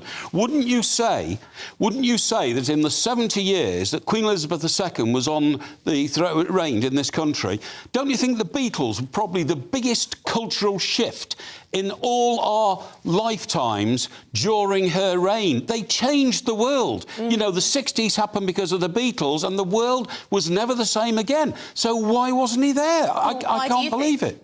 Well, I don't know, because he might have turned it down, for all we know. He might have said no, except that I know that he's, you know, a very loyal citizen of this country. Queen Elizabeth II herself gave him his knighthood in 97. I don't get it. Elton John wasn't there either. Now, could that be, because a royal commentator had a conversation with me about this, his loyalty to Diana is still so very strong, he felt he couldn't be at the concert to celebrate the ennoblement of Queen Camilla. The other practical answer could be possibly that he is on a European tour at the moment and is due to play in Germany tonight. Yeah, but could have come back, couldn't he? Who would miss playing this concert with millions and millions of people watching, streamed all over the world? Silly in my book. Anyway, Bushra on the Coronation concert, The Mirror. Yes, OK, so stars light up spectacular stage. OK, I'm just going to say this. Yesterday, Windsor Castle was lit up in a way that it reminded me of the Alhambra Palace in southern Spain. It was absolutely stunning to see 20,000 people for the first time, I believe it was, in Windsor, and the most beautiful ground. So I'm just going to say that. On your point, Mike, I will definitely say that it was a little bit of an underwhelming lineup. But it is difficult to appease everyone. And I think there was a little bit of something for everyone there to enjoy, to be part of the coronation. And I think that was the kind of aim of it. I mean, would I have wanted Katy Perry Probably not. Questionable. But again, she's a huge star. Well, she is, but she's a huge star of today, and this is about royalty over the last 70 years, and that's why I'm so fixated about McCartney not being there. I mean, take that. Nice bunch of lads, came from somewhere around Stoke-on-Trent or somewhere, didn't they? And singers and dancers and all that. But I mean, take that. Why more British talent? I think should have been Lionel Richie. What was Lionel Richie doing there? Nicole Scherzinger. With Pussycat Dolls. We did get a McCartney, though. We did, yes. You got Stella McCartney. Yeah, well, hardly subdue. I mean, I put out a perhaps an unfair tweet over the weekend saying Katy Perry, lovely young lady, very good stuff and all that, but she did not write Hey Jude, the record that changed the lives of millions of people over 50 years. You are very passionate Sorry about the Beatles. Yeah. We're going to move on to the royals in politics. Good on idea. The front page of the Eye, Britain more open to idea of political king. Yeah. Really? Yeah, I don't believe it. I don't believe this for a moment, honest to God. Let me tell you about Germany. They lost their royalty in 1918, William II.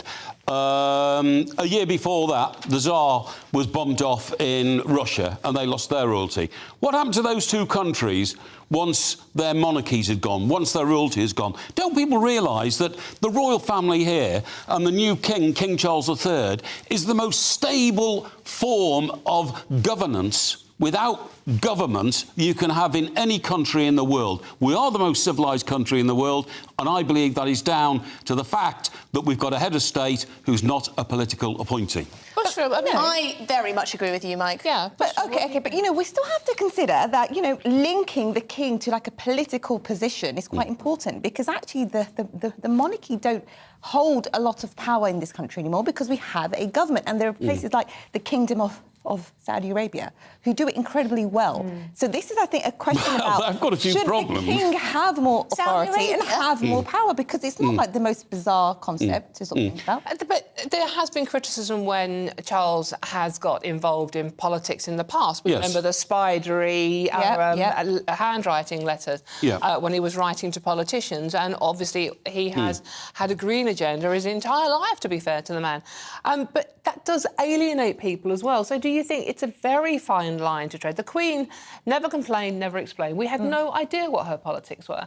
We all know what Charles's are. Do you think that's good or a bad thing, Bushra? I think it's always a good thing to have somebody's sort of perspective and point of view. And King Charles, an independent person, will have his own positions. But then again, if it was to say like he had a little bit more say and a little bit more control, it still wouldn't be independent for him. He would still have a board of people to kind of give him direction. So it's not something to say this can't be done. I think it's a question of people saying, why does the kingdom, or let's say the king, not have it's absolutely crucial for the functioning of I tell you, agree. We don't want to see him.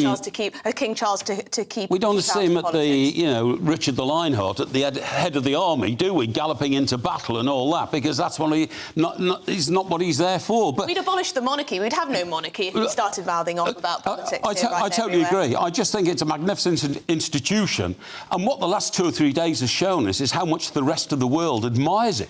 People came from all over the world just to sit on the Mall and watch the king go past, so they must be envious of the structure of the way we've got it in this country. But, the king is also exempt of some laws in this country too, so we have to understand that, the actual royal family are exempt from some of the laws. So what does that say? That says that they do have let's say, a privilege and a preference when it comes to government. For example, the protests. I definitely think that the way the Metropolitan Police organised themselves was because that is the king, was because he wouldn't want protesters at the coronation. Right. So he did influence that, and there is an influence there. But he didn't ring anybody up at the Met and say, by the way, keep the streets clear for me, will you please? Well, who knows? No, it was a given. It was a given, wasn't it? This was a momentous moment in our nation's history, and nobody was going to go around and mess it up. Well, quite. I do think that it went off remarkably well, and as we said earlier on, Emily, the police were damned if they did and damned if they didn't. We've all complained about how they've been too kind to people gluing themselves to bits of tarmac. Totally agree. And so they had to make sure that, this is a one-off occasion. We won't see, we won't see it again for 25 years. I just can't get my head around the attitude where It's the coronation. You know, millions of people in this country enjoy it. They love the monarchy. Why you turn up with your loudspeaker phone, your string and your placards? Exactly. Anyway, let's move on to something that is very controversial. Bushra. Oh, gosh. Joa Ando, if I pronounce her name correctly, her balcony comment. Silly, silly woman, in my view. Diversity of ceremony offset by, in quotes, terribly white palace balcony. In my opinion, right, there is no debate about this. What Joa Ando said was absolutely wrong.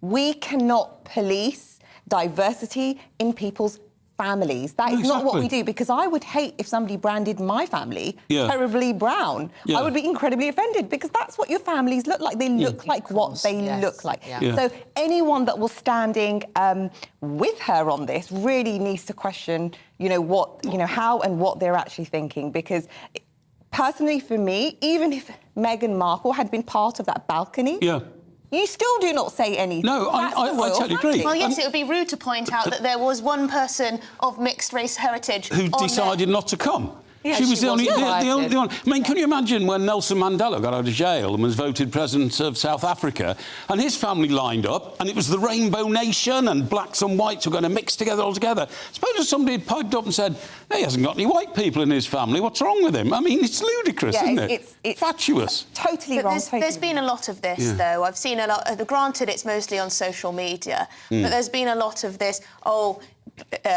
Hashtag white privilege, hashtag white male privilege, and then people, point out that actually we had a woman as our monarch for rather a long time. And also that, yes, it is a majority white country. But we have a Hindu Prime Minister. I think, in Adjo's defence here, I mean, this was a comment she made on ITV, obviously live commentary on Saturday morning. There was a lot of pressure. She would have been very nervous. It was a silly thing to say, Dawn.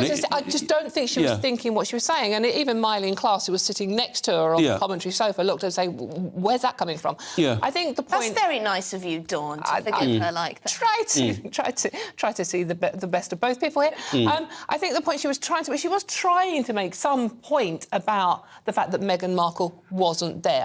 So I understand what she was trying to say. I think she just came out. I think that's what she was trying to say. Was it about Meghan? I think it probably was about Meghan. I think it was a general observation. And to be fair, she has apologised if she upset anybody in those comments. Do you remember Jon Snow a few years ago? He went to some rally or something, and he said, "I've never seen so many white people, a hideous number of white people." Well, that was an observation about a gathering which, wasn't regulated. People came from all over the place there. So that was a fair enough observation. That was a Brexit rally. It was a Brexit rally, was it? Yeah, OK, so fair enough observation. But when there aren't any black people in the royal family, it's rather fatuous to point out that they're on the balcony and, look, there's not one black face there. There couldn't be, I agree with you, Bushra. I think it was a silly comment, and it's unfortunate that it has. It's made every single newspaper, and people are talking about it. And I think Adjo would be mortified that this has been the reaction. But this is just what our society is like. Everyone focuses on race, skin colour, identity, politics, and people just see the world through that prism. But thank God we'll have the freedom to talk about it, It's a miserable prism. Right, shall we move on? Now, Mike, we've mentioned a little bit about this. But the Times says police have been heavy-handed, say anti-royalists. I was so delighted the way the police handled it. They handled it firmly, they handled it fairly. I've been very disappointed with Peter Tatchell this morning. I don't know if anybody else has seen him on telly this morning. Now, I've got a huge amount of respect for Peter Tatchell. This guy doesn't just mouth off on the streets of London. He actually goes to Moscow and protests for gay rights in Moscow and gets beaten up and put in jail. That, to me, is a really true and honest man who believes in his principles. On the old trans rights, I must say. Well, yeah, but I'm just pointing out that he has excelled sometimes in defending his beliefs. But some of the nonsense he was talking this morning, peaceful protests being broken up, very disappointed with the police. They were in bad faith and they broke their word. Oh, Mr. Tatchell, can I just tell tell you this, protesters on the streets of this country for the last 2 or 3 years have been breaking their word. Peaceful protests are not peaceful when you stop people going to work, and yet the police give them the benefit of the doubt. So when the coin is turned on the other side, and for once the police say, no, you are going to obey the law, because in this country you cannot infiltrate the King's Highway, nor bring a loudspeaker to the event so you can make the horses gallop. The police were absolutely right to be proactive. Well, Bushra, do you agree with Mike? Because some people have been concerned about the use of surveillance, facial recognition monitoring.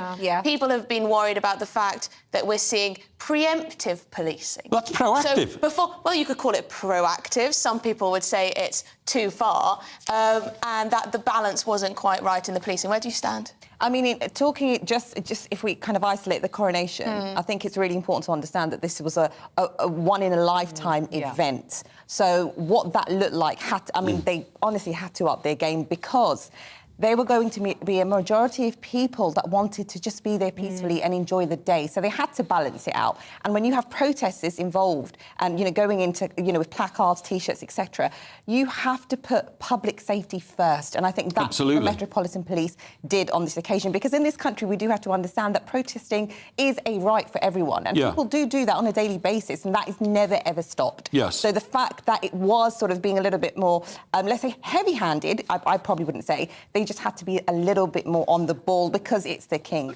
I totally agree. Imagine if a horse had suddenly reared up and galloped into the crowd. Of course it was. And they found people with rape alarms. And now they come out, women carry rape alarms. They do, but not in the numbers that were found. And also, these things can change very, very quickly. Yeah. So it can be very peaceful, then all of a sudden one thing that's it. And there could have been a brawl between the monarchists and the anti-monarchists. Of course it could have been quite the pile-up. Can we go to one very last? I want to get your views on this, because Mick Booker, our boss, one of our bosses, has written for GB News saying that we should not be having this bank holiday, that this is not a good start to the reign. Mike Parry, do you think he's miserable, or do you think he's got a point? Well, I think there's... I came in this morning on a train, and later on today I'm going down to Brighton because my team Everton are playing there this evening, and that will ruin my bank holiday if we get there.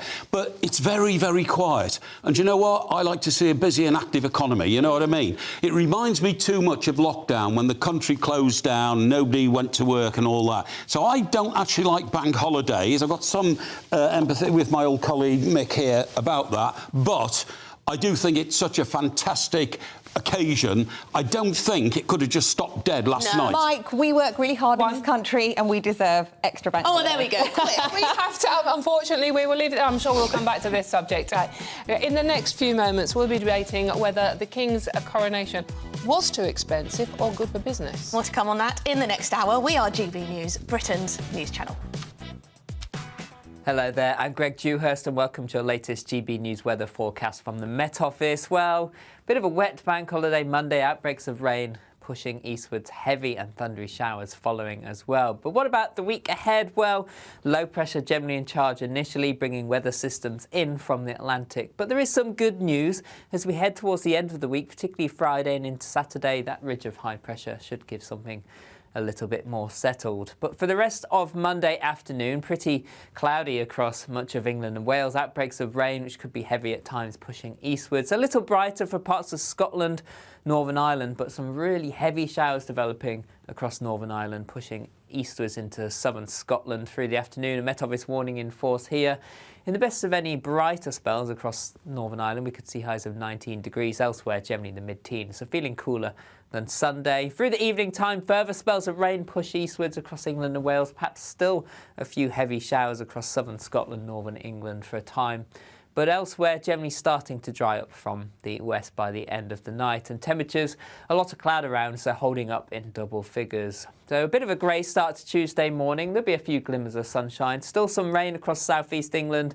This slowly pushes away into the North Sea during the morning, and then it should brighten up for everyone with a mixture of sunny spells, but the risk of some heavy and thundery showers almost anywhere really. Perhaps eastern and southern England at higher risk, but where we do get the sunshine, it will lift temperatures quite nicely into the high teens, possibly locally low 20s.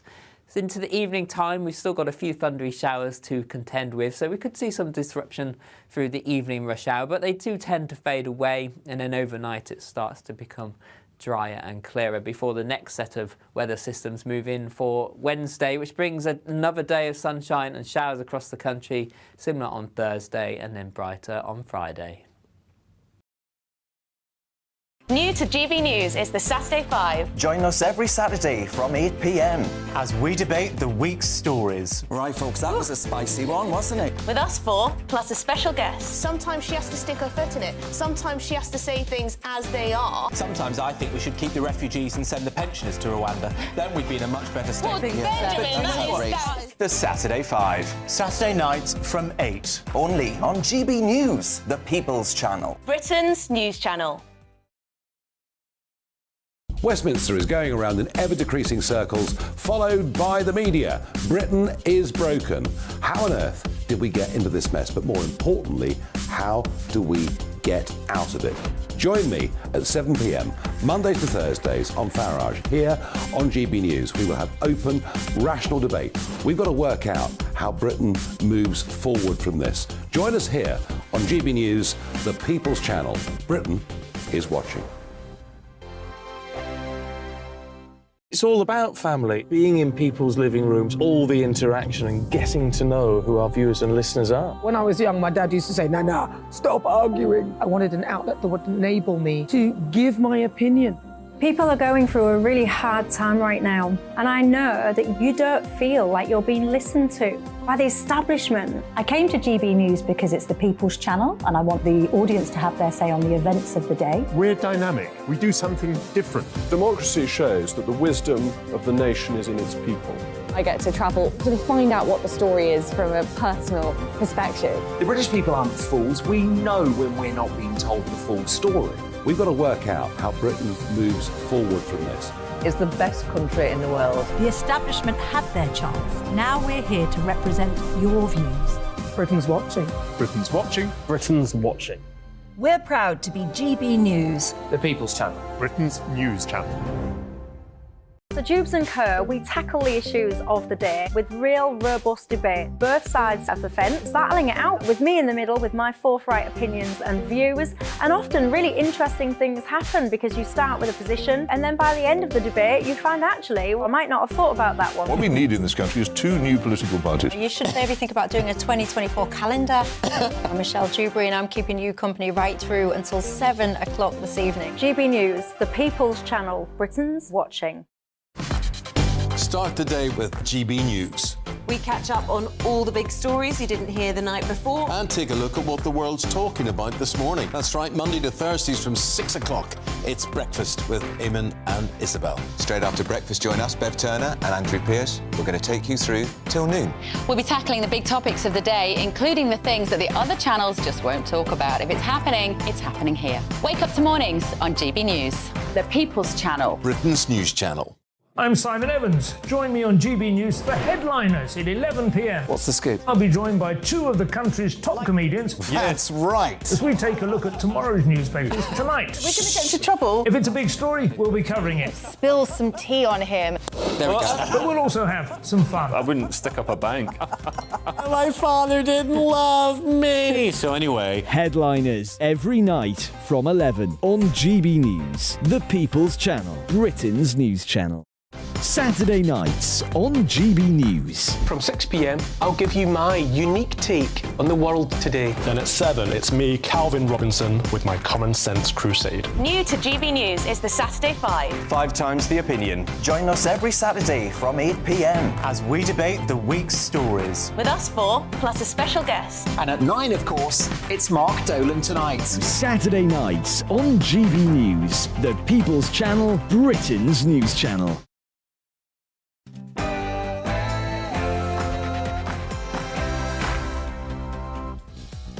It is 11 a.m. on Monday the 8th of May. Happy Bank Holiday Monday, happy VE Day. This is To The Point with Dawn and Emily. That's me, absolutely. And the Prince and Princess of Wales will join millions in the big help out.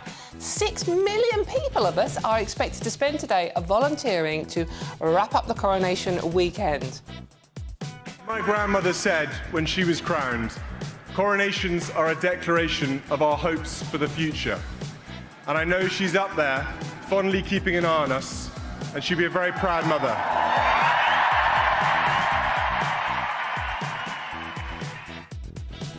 Aww. Right, crowns and concerts. We look back on the coronation as one son says, "Well done, Dad," but the other one heads sharpish back to California. Fly-by visit, that one. And no more hanging on the line. The Health Secretary promises a GP appointment overhaul to get the government back on track after the local elections hammering.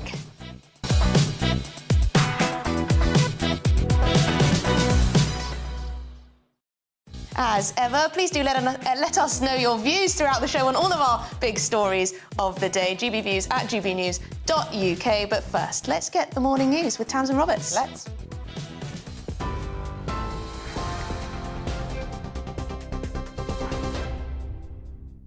Emily, thank you, and good morning from the GB newsroom. It's 1 minute past 11. The Prince of Wales has paid a touching public tribute to his father, King Charles, at the Coronation concert last night. Prince William took to the stage in front of a crowd of 20,000 at Windsor Castle. The heir to the throne also made reference to his late grandmother, Queen Elizabeth, saying she would have been a very proud mother. He praised the King's decades of service, his campaigning on green issues and his support for people of all backgrounds and faiths. The royal family were there to see performances by Take That, Katy Perry and Lionel Richie, all of which were supported by members of the military band. As my grandmother said when she was crowned, coronations are a declaration of our hopes for the future. And I know she's up there, fondly keeping an eye on us, and she'll be a very proud mother.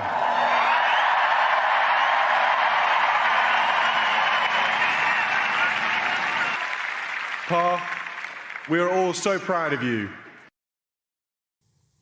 The final day of the coronation weekend will see royals and senior politicians get involved with volunteering events taking place across the UK. 6 million people are expected to take part in the big help out, either arranging their own community activities or working with charities.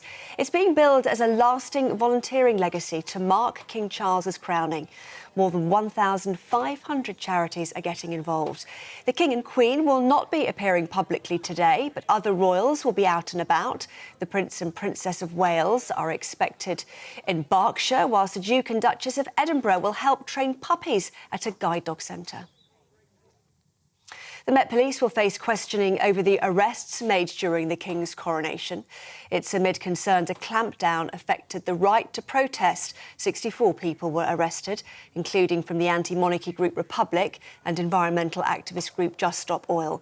The government has defended the police response to protests following complaints that officers went too far. The government says it will give £240 million to GP practices this year to improve primary care. The money will be used to introduce online booking tools and upgrade telephone systems. The aim is to end the so-called 8 a.m. scramble of patients ringing surgeries for a slot. Shadow Health Minister Andrew Gwynne told GB News more needs to be done, however.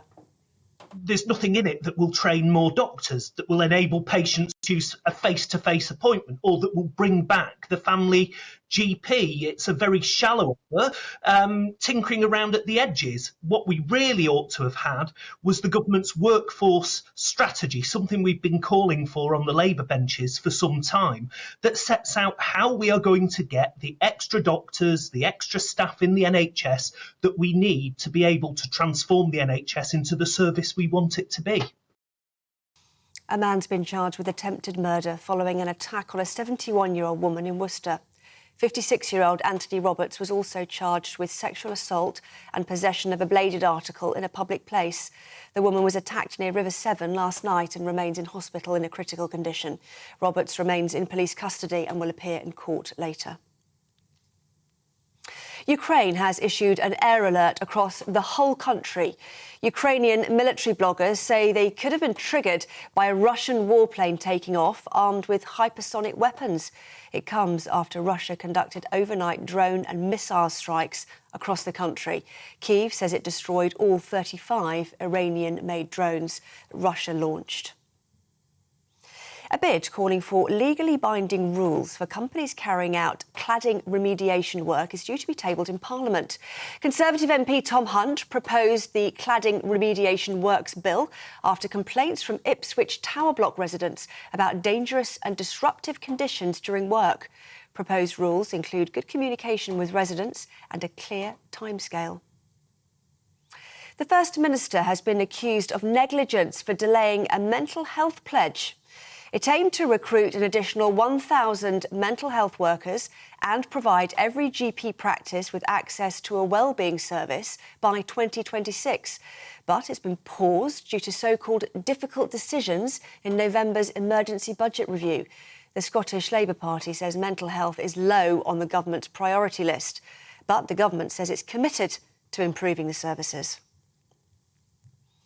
A new survey has found 2/5 of adults planning holidays this year will be taking a trip with their parents. Starling Bank has found 58% of adults, many of whom have their own children, are planning breaks with their parents amid the rising cost of living.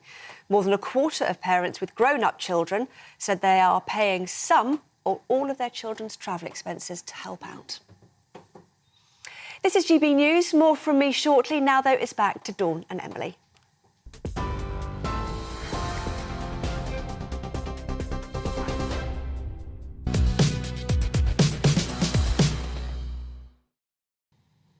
We're just getting pictures of Princess Anne.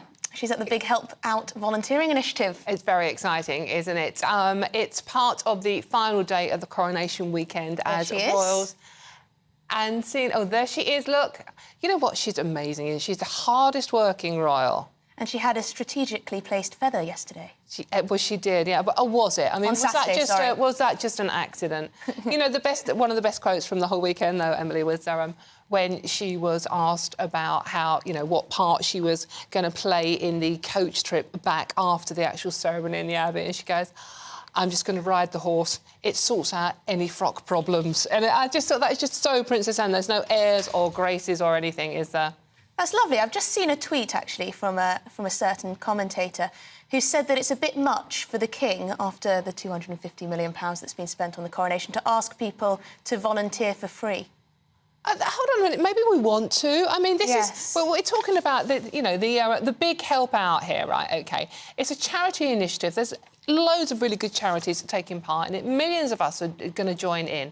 And it's not just Princess Anne. Other politicians are taking part in volunteering events as part of the bank holiday event. It's not mandatory. No, you don't have to do it, by the way. And it's a nice thing. You can do it in your local area.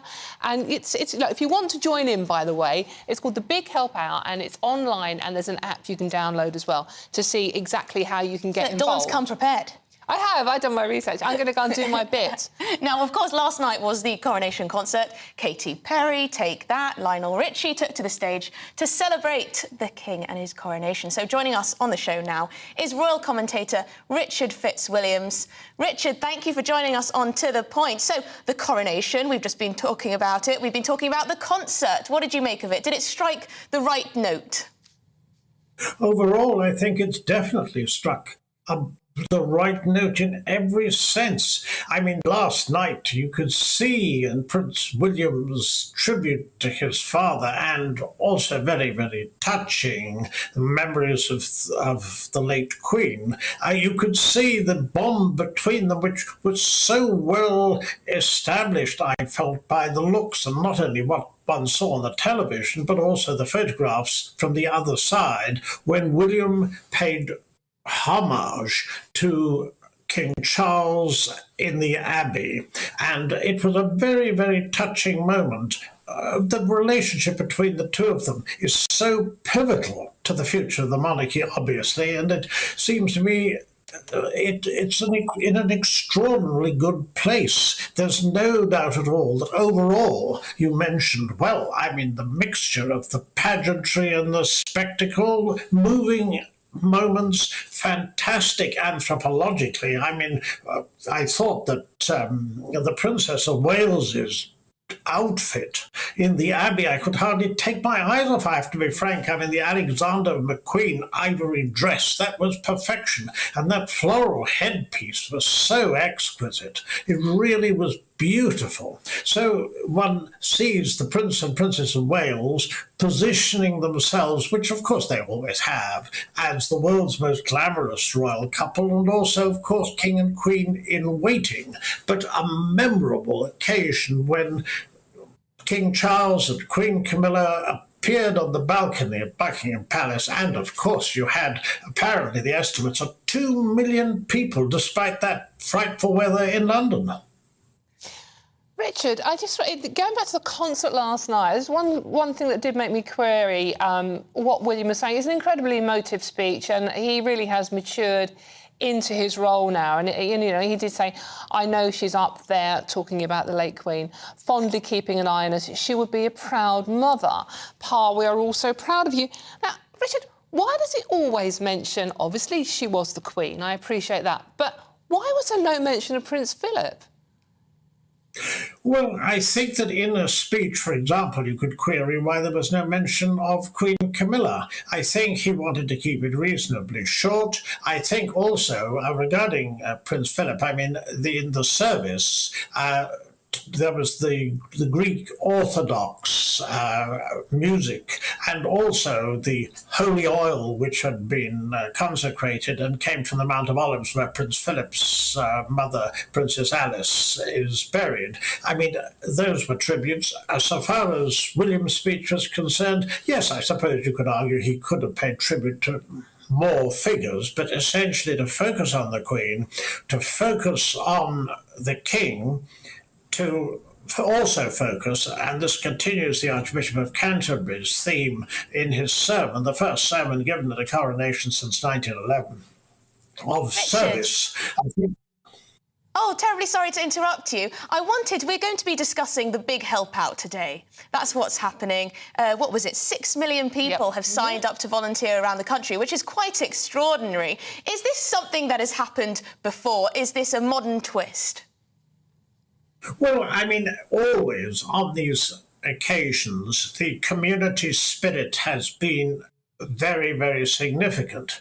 And there have been a variety of enterprises to encourage this, but the specific Help Out Day, I mean, this is, as far as I know, pretty unique, because I mean, we had the big lunch yesterday, as you say, followed by the concert, which I thought was very spectacular, especially when the big acts got going. Lionel Richie, absolutely. Katy Perry, one of my favourite guest outfits at the Abbey, looking absolutely fabulous. Yes, that worked, just not with Miss Piggy and Kermit versus Paddington. Give me Paddington every day. But yes, I think it's very, very significant that they've taken a whole day and that this has been the emphasis. And as I was saying, it continues this theme of service.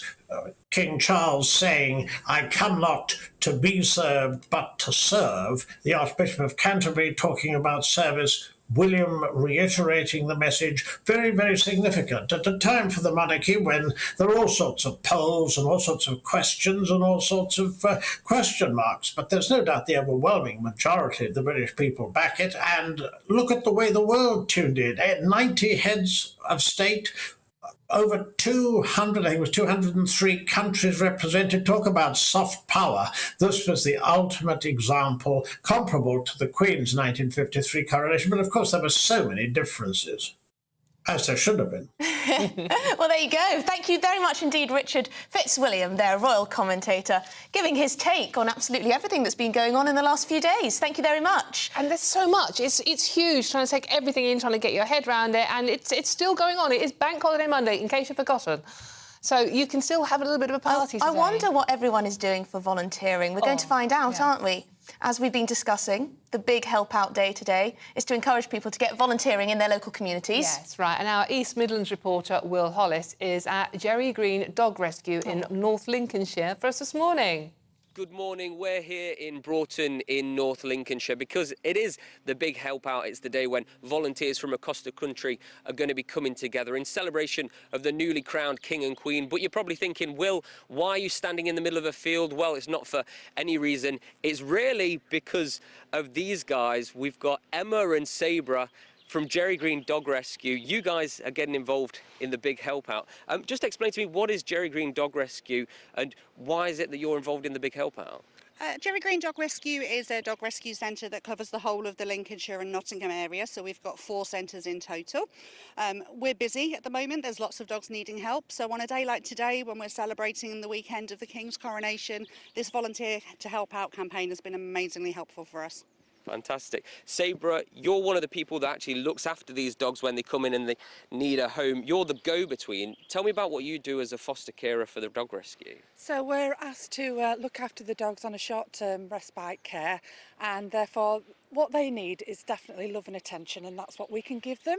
And it's generally looking after them, feeding them. Sometimes we need to go to the vets to give them a checkup, and medication is given as well. But it's just that love and attention that they need. Lots of cuddles on the settee, and also we can monitor how they're doing.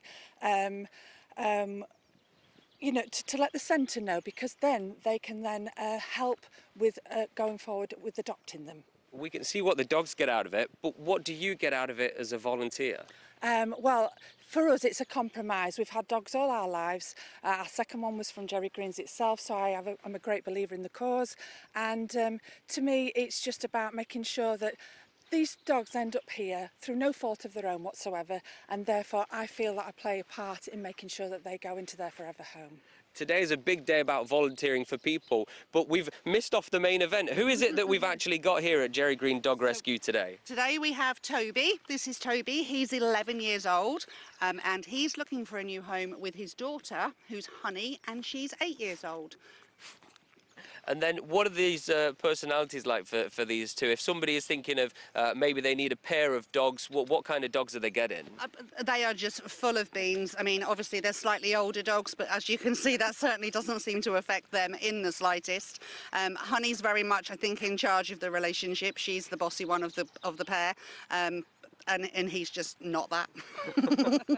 Well, it's a fantastic place to be, a fantastic place to be doing volunteering. I have actually interrupted your morning walking session, so I'll let you guys carry on. But we're here at Jerry Green's Dog Rescue in Lincolnshire all morning, and these are only a couple of the dogs that they're looking after here in Lincolnshire.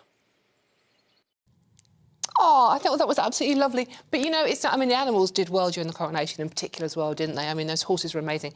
But if you do want to get involved, it's not just animals. There are sort of like older people, health and social care. So you can really get involved in your local area. So just go to yes, a bit of sports, arts and culture might... Yes, might absolutely. be up your street. But, you know, there's an epidemic, almost a pandemic of loneliness now around the world. So if you do know elderly people in your area who might have been a bit lonely... You're my only friend, Dawn. I know. I'm not that old, Emily. Thank you very much.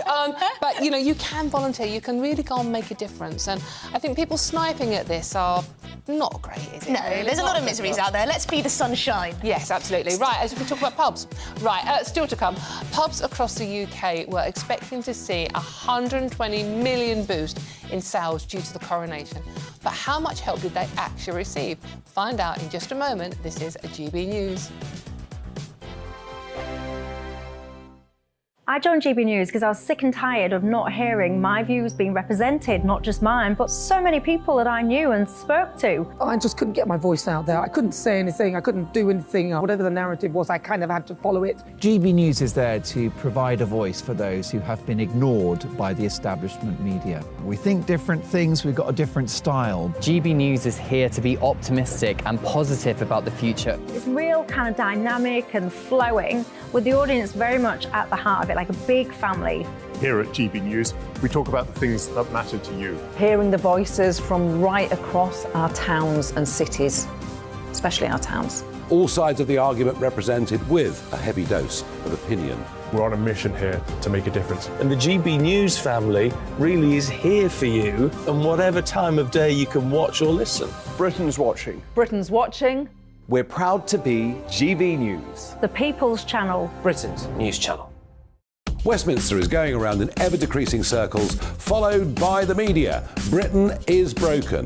How on earth did we get into this mess? But more importantly, how do we get out of it? Join me at 7 p.m, Mondays to Thursdays on Farage. Here on GB News, we will have open, rational debate. We've got to work out how Britain moves forward from this. Join us here on GB News, the People's Channel. Britain is watching. You've probably seen politicians interviewed 1,000 times, but we do it differently. We find out who they really are, we don't shout, we chat, and hopefully we bring a bit of light, not just heat. Did you know Kate Moss? Apparently. Do you have a pair of jeans or a pair of jeans? No, of course I don't. What would I do with them? My friends are like, oh my God, what's she doing now? Join me every Sunday at 6 for Gloria Meets, only on GB News, the People's Channel, Britain's news channel. I'm Jacob Rees-Mogg, the Member of Parliament for North East Somerset and a former government minister. For years, I've walked the corridors of power in both Westminster and the City of London. We need to have the arguments, the discussions on how we make it better. Crop failures, famine, war, suffering on a scale completely unimaginable. We are putting the cart before the horse. As Charles I said at the scaffold, he was the true defender of liberty. Yeah, I've completely derailed the conversation. Join me Monday to Thursday at 8 p.m. on GB News, Britain's news channel. New to GB News is the Saturday 5. Join us every Saturday from 8 p.m. as we debate the week's stories. Right, folks, that was a spicy one, wasn't it? With us four, plus a special guest. Sometimes she has to stick her foot in it. Sometimes she has to say things as they are. Sometimes I think we should keep the refugees and send the pensioners to Rwanda. Then we'd be in a much better state. Well, Benjamin, that is... The Saturday 5. Saturday nights from 8. Only on GB News, the People's Channel. Britain's news channel.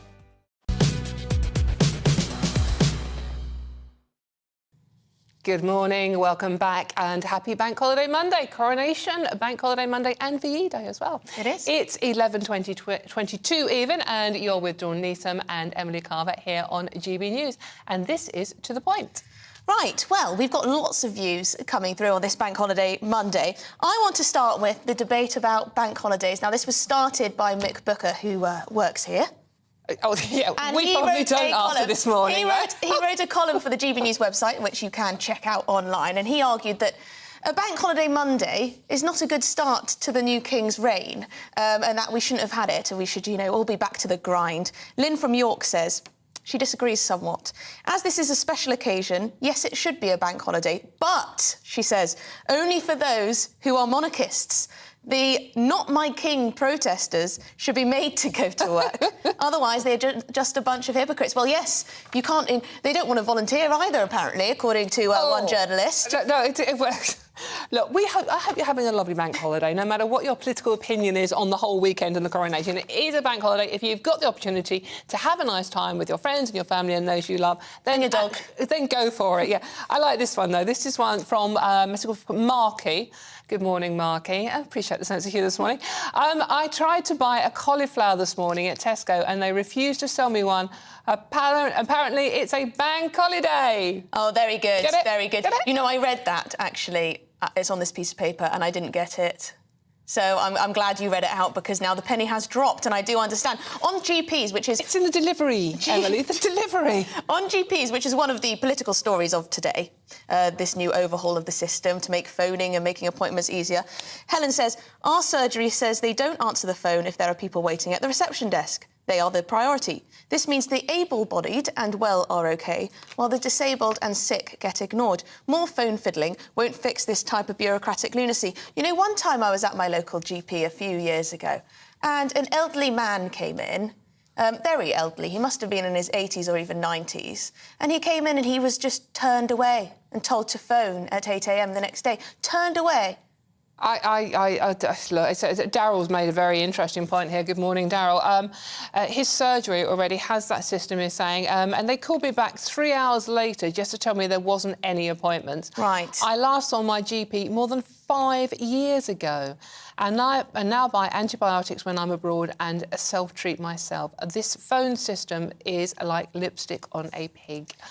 Well, our regular viewers will know, I think, we need a bit of a root and branch reform, but perhaps that's a wishful thinking, perhaps. I think we'll continue with this, continue pumping in more and more money with these various schemes and hope for the best. I think you made the right point earlier on, though, Emily, is the fact that it's how the money is spent. It's not the amount of money you pump into it, it's how that money is spent. And, but the bottom line is we need more GPs. We do need more GPs. So if you're sitting at home and you want a career change, Why not, train to be a GP? Apparently we need more of them. Just 10 years or so, possibly more, if you want to specialise in an area. But, maybe I should do that. Yeah. Well, actually, yeah. Get off your backsides. Don't have a bank holiday. Go and train to be a GP. Well, there you go. Now, moving on. One group that's probably raising a glass to King Charles is the hospitality industry. Well, indeed. Don't look at me when you say hospitality. I've been doing my bit, obviously. I have too. I had a nice Pims on a balcony looking over the river yesterday, which was rather nice. One Pims. One Pims. One Pims. Lightweight. Right, since the pandemic, nearly 2,000 hospitality businesses have called time.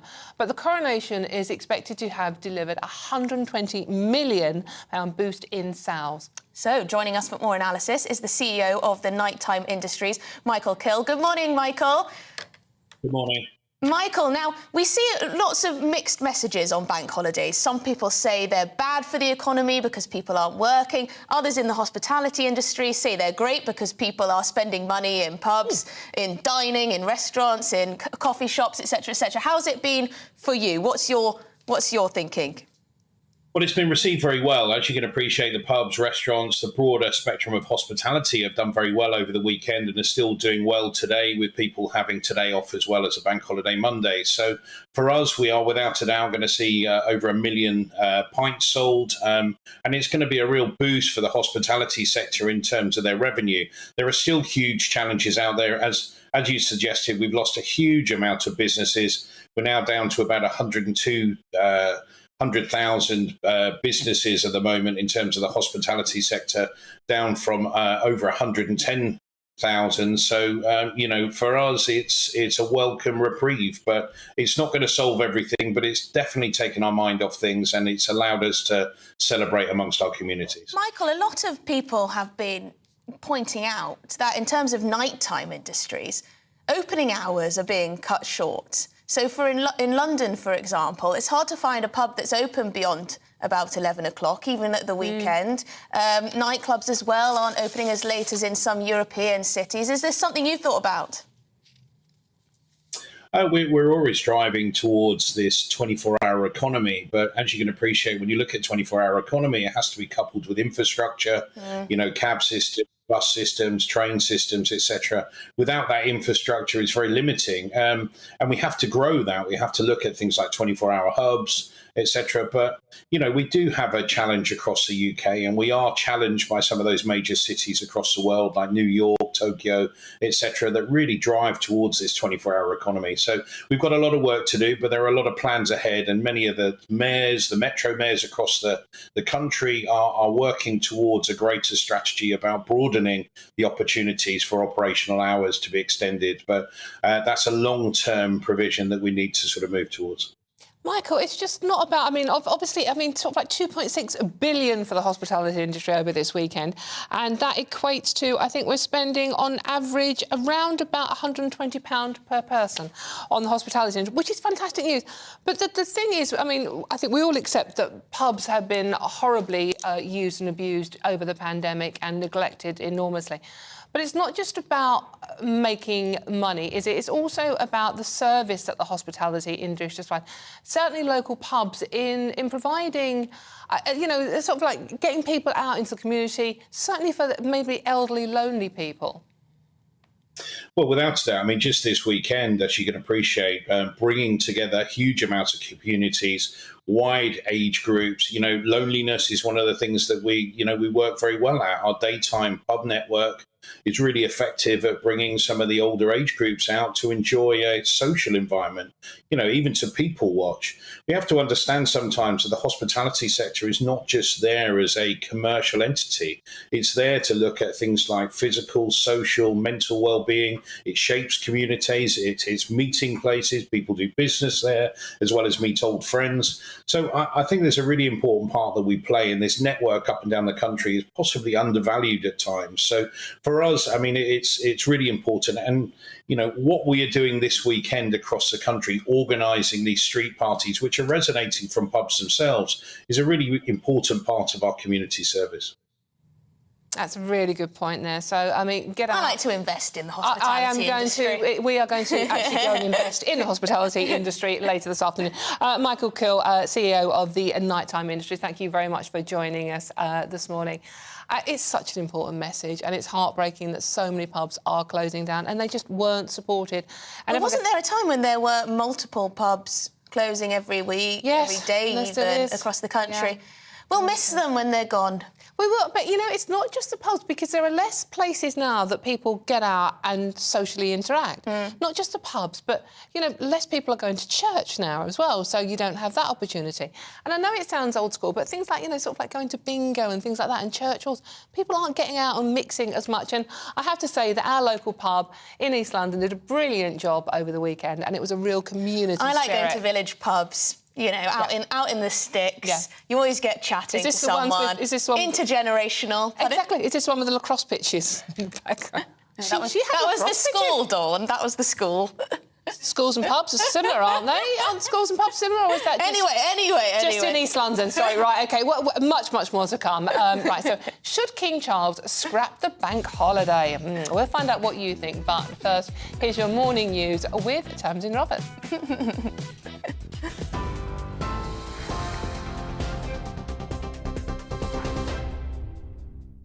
Dawn, thank you. It's 11:31. Here are the headlines from the GB newsroom. The Prince of Wales has paid a touching public tribute to his father, saying, "Pa, we're all so proud of you," during the Coronation concert last night. Prince William took to the stage in front of a crowd of 20,000 at Windsor Castle.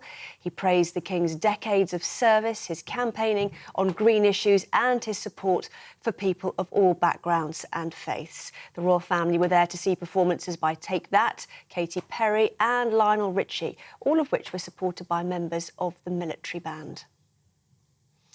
Well, the final day of the coronation weekend will see royals and senior politicians get involved with a volunteering event taking place across the UK. 6 million people are expected to take part in the big help out, either arranging their own community activities or working with charities. The Prince and Princess of Wales are expected in Berkshire, whilst the Duke and Duchess of Edinburgh will help train puppies at a guide dog centre. The Met Police will face questioning over the arrests made during the King's coronation. It's amid concerns a clampdown affected the right to protest. The government has defended the police response to protests following complaints that officers went too far. 64 people were arrested, including from the anti-monarchy group Republic and environmental activist group Just Stop Oil. The government says it will give £240 million to GP practices this year to improve primary care. The money will be used to introduce online booking tools and upgrade telephone systems. The aim is to end the so-called 8 a.m. scramble of patients ringing surgeries for a slot. But some NHS providers say more must be done to attract and retain GPs. Ukraine has issued an air alert across the whole of the country. Ukrainian military bloggers say it could have been triggered by a Russian warplane taking off, armed with hypersonic weapons. It comes after Russia conducted overnight drone and missile strikes across the country. Kyiv says it destroyed all 35 Iranian-made drones launched by Russia. TV, online, DAB, digital, and tune in. This is GB News.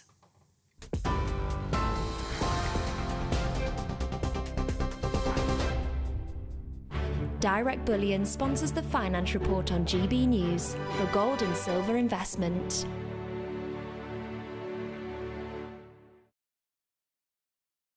Here's a quick snapshot of today's markets. The pound will buy you $1.2652 and €1.1454. The price of gold is £1,600 and 43 pence per ounce, and the FTSE 100's at 7,778 points. Direct Bullion sponsors the Finance Report on GB News for physical investment. Monday to Thursday nights on GB News. At 6, it's Dubes & Co. 7 o'clock, Farage. At 8, join Jacob Rees-Mogg. And at 9, Dan Wootton Tonight, followed by Headliners. On TV, radio and online. This is GB News. First and foremost, I am a GB News fan, and I was before I was working here. Just love the fact that we're asking the questions that a lot of establishment media won't ask. With a bit of a twist, we not only want to inform you, but we want to keep you entertained. It's worth the drive because you get in and the team's all ready and waiting, they're itching to go, and it's a proper little family. GB News is the People's Channel. It's the audience that makes the programme sing. We're giving our viewers and our listeners a voice. I see the thousands of your letters, tweets, emails, you name it, coming in. Britain is broken.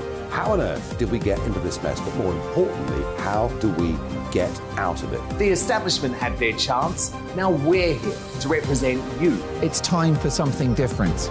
It's time for GB News. I'm very patriotic. I believe in Britain. Our best days lie ahead. Britain's watching. Britain's watching. Join us here on GB News. The People's Channel. Britain's news channel. Join me, Patrick Christie's, Monday to Friday, 3 till 6. We tackle the day's news agenda like you've never seen before. It's high tempo, high octane, the most controversial topics, and the best guests. You will not be able to take your eyes and ears off it. I'm not afraid to ask the questions that you really want answered. 3 till 6 p.m, Monday to Friday on GB News, the People's Channel, Britain's news channel. GB News has its own late-night paper preview show, Headliners, where comedians take you through the next day's top news stories. You don't have to bother reading the newspaper, we've got it covered for you. Headliners, every night at 11 p.m, and repeated every morning at 5 a.m. We won't send you to sleep like some of the other paper review shows out there. GB News, the People's Channel, Britain's news channel.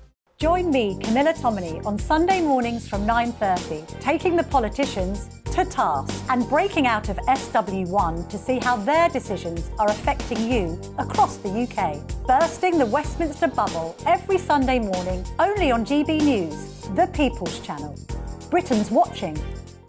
Hello, I'm Calvin Robinson. Do not miss my Common Sense Crusade Saturdays at 7 p.m. Join me for some in-depth discussions on faith. Is that not the start of the slippery slope? It's very much so. And the big moral questions of the day. I'm baffled. You've got some nerve. Only on GB News, the People's Channel, Britain's news channel. I'm Andrew Doyle. Join me at 7 o'clock every Sunday night for Free Speech Nation, the show where I tackle the week's biggest stories in politics and current affairs with the help of my 2 comedian panellists and a variety of special guests. Free Speech Nation, Sunday nights from 7 on GB News, the People's Channel, Britain's news channel.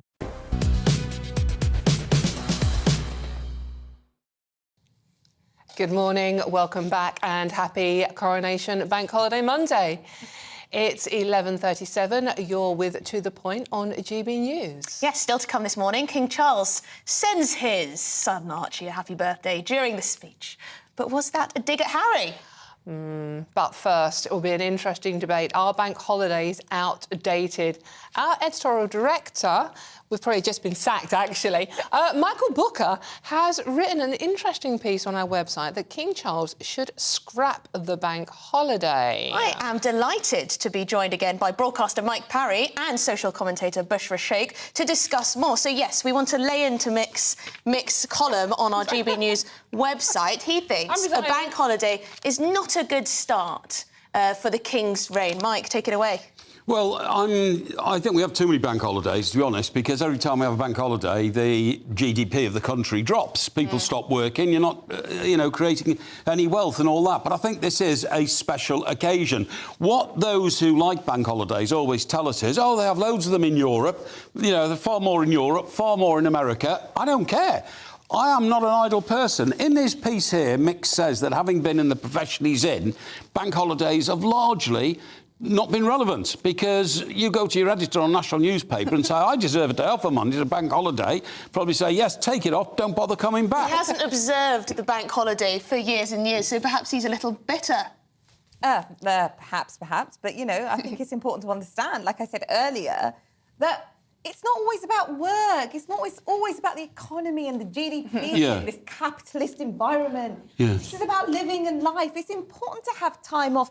People do not actually have enough money these days to travel abroad, go anywhere. Or take a day off work. However, they have some time to spend in their gardens with their children at home. I think it's important that we need to have a balance, a work-life balance. Bushra, work is better for you than leisure. Believe me, it keeps your brain more active, it keeps you more interested in life, you have a focus on what you're doing. You know, idle people like holidays and they like bank holidays. I'm not saying that everybody who likes a bank holiday is idle, but I can, you know, tell you for sure, those who like working prefer work. Well, we do have lots of them coming up. Can I just interact as well? I mean, yeah, we have had a lot. I don't even know what day it is anymore. There's so many bank holidays. However, we're lucky to have jobs that are really lovely and comfortable. We're sitting here in a nice, warm, dry studio. We're not out building roads or scaffolding or any of the jobs that can be really hard work, really miserable, and you do need a break. So we're lucky and privileged, to use that term, to be sitting here discussing it. Whereas some people really desperately need those outdoor jobs, they don't get the bank holiday, do they? It's more office workers that get the bank holiday. No, some do, no building sites. Yeah, and the building sites and all that. Yeah. But the trains still run. Yeah, but Dawn, you said that. You say we're privileged, but, you know, a bricklayer doesn't get up at 3:30 in the morning, and a bricklayer is not asked to go and work at 10 o'clock at night till 1 in the morning. So there are benefits and losses in each profession. And I still think bank holidays are a really good opportunity for the lead swingers to get into gear. If there are any bricklayers watching, it's Mike Parry saying that, OK? By the way, it's not us. May I just say that I think probably sitting here is easier, maybe, than getting out on the construction site. Well, it was easy until Mike Parry came on and started upsetting bricklayers all over the country. Bit harsh. Also, you know, we have to respect that any type of work, you know, has its challenges, and it's not always easy to wake up at 3 o'clock in the morning. It's not always easy to work in the evenings either. So I think it's unfair to say that some work is overly kind of arduous than others. I think we all have challenging work, but I still stand by the bank holiday. I just believe that sometimes work takes over people's lives. But it's discriminatory, isn't it? Kind of reminds you, take time off. Yeah, bank holidays are not fair because they're so discriminatory. I mean, firemen don't often have a bank holiday because, remember, on bank holidays, when people are having their barbecues, they're selfishly setting fire to them, and we need firemen and ambulancemen to deal with it. But they also do just hang around the pole, don't they, making coffee and sitting around. So, you know, how much... we have to how much do we... keep them busy. So, dear bricklayers and firefighters, that was Bushra and Mike saying that. OK, Emma and I completely neutral on this. Moving swiftly on. King Charles says happy birthday to Archie in the Express. Bushra. Yes. OK, honestly, I think this is so genuine. He genuinely wishes that his grandchildren were part of that coronation, a one-in-a-lifetime event. The whole of Great Britain witnessed this, and his grandchildren were not present. So him saying happy birthday, I know some people are like, oh, is it a dig? I think it might. We were having that discussion. And genuinely, as a father, you know, your love is unconditional for your kids. And it was just the short time that Harry spent, Meghan not present, the grandkids not here, and I genuinely feel that he kind of had that emptiness in his heart. Yeah, what a gracious man he is, apart from being our monarch and King Charles III, because Harry snubbed him. To all intents and purposes, Harry snubbed him. Wandered into the Abbey as though, you know, it was just another day. There it is on the screen. Yeah, absolutely. Didn't seem overly, you know, worked up by the occasion, having a chat. Yeah. And then stayed, an hour, then left. Back to Heathrow, onto a British Airways first-class seat and back to LA. That's a snub. That is a direct snub. He didn't even meet the King or his brother, and yet King Charles found it in his heart to be so gracious as to remember his little grandson in that moment. You know what, and talking of Archie, and indeed Lilibet, it was Archie's birthday, wasn't it, his fourth birthday? What better way for a child to spend a fourth birthday than to be part of history? Also, what's he teaching his children? You know, the royals, they give their lives to duty, service, they encourage it, as we've seen this weekend. What's Harry teaching his children? Oh, if you don't fancy something, if you don't like it, then you should just, you know, do your own thing. It's a very good point. Don't worry about your family, don't worry about duty or service. Yes. If we didn't have duty in this country, well, we wouldn't be this country. We wouldn't be this great nation. Absolutely. This is the one opportunity, I think, the one opportunity that Meghan and Harry had as a family to really come back, you know, and make amends. This was that opportunity for them. And the fact that they live so far away, these occasions are the ones that you live for, that you make the extra effort for and bring your family to. Yeah, even if you don't fancy it, you know, you still do it. And you do it, and you put your own selfish needs aside and say, what do other members of my family want from me? That's right. I mean, the King has also overlooked the fact that Harry has slagged off the woman who's now the Queen. You know, Camilla was branded by Harry as duplicitous and scheming and leaking stories to journalists, none of which is true. And yet the King has managed, again, to be so gracious as to say, poor boy's probably a bit confused and all that. We welcome him back into the family. I think it's terrific. I think it's sad. I mean, it was lovely seeing Louis and George and Charlotte there. Yeah. And how marvellous would it have been to have their cousins with them? Absolutely. As well. Absolutely. I mean, well, they won't know each other, will they? No, they won't. You're right. It's sad more than anything. It is sad. Now, the Telegraph, we've got non-royal news here, and this is one of Mike Parry's bugbears. It certainly is. It certainly Electric vehicles to ruin bridges in the Telegraph. I brought this problem to the nation's attention months ago, right? Talking to an expert about electric cars.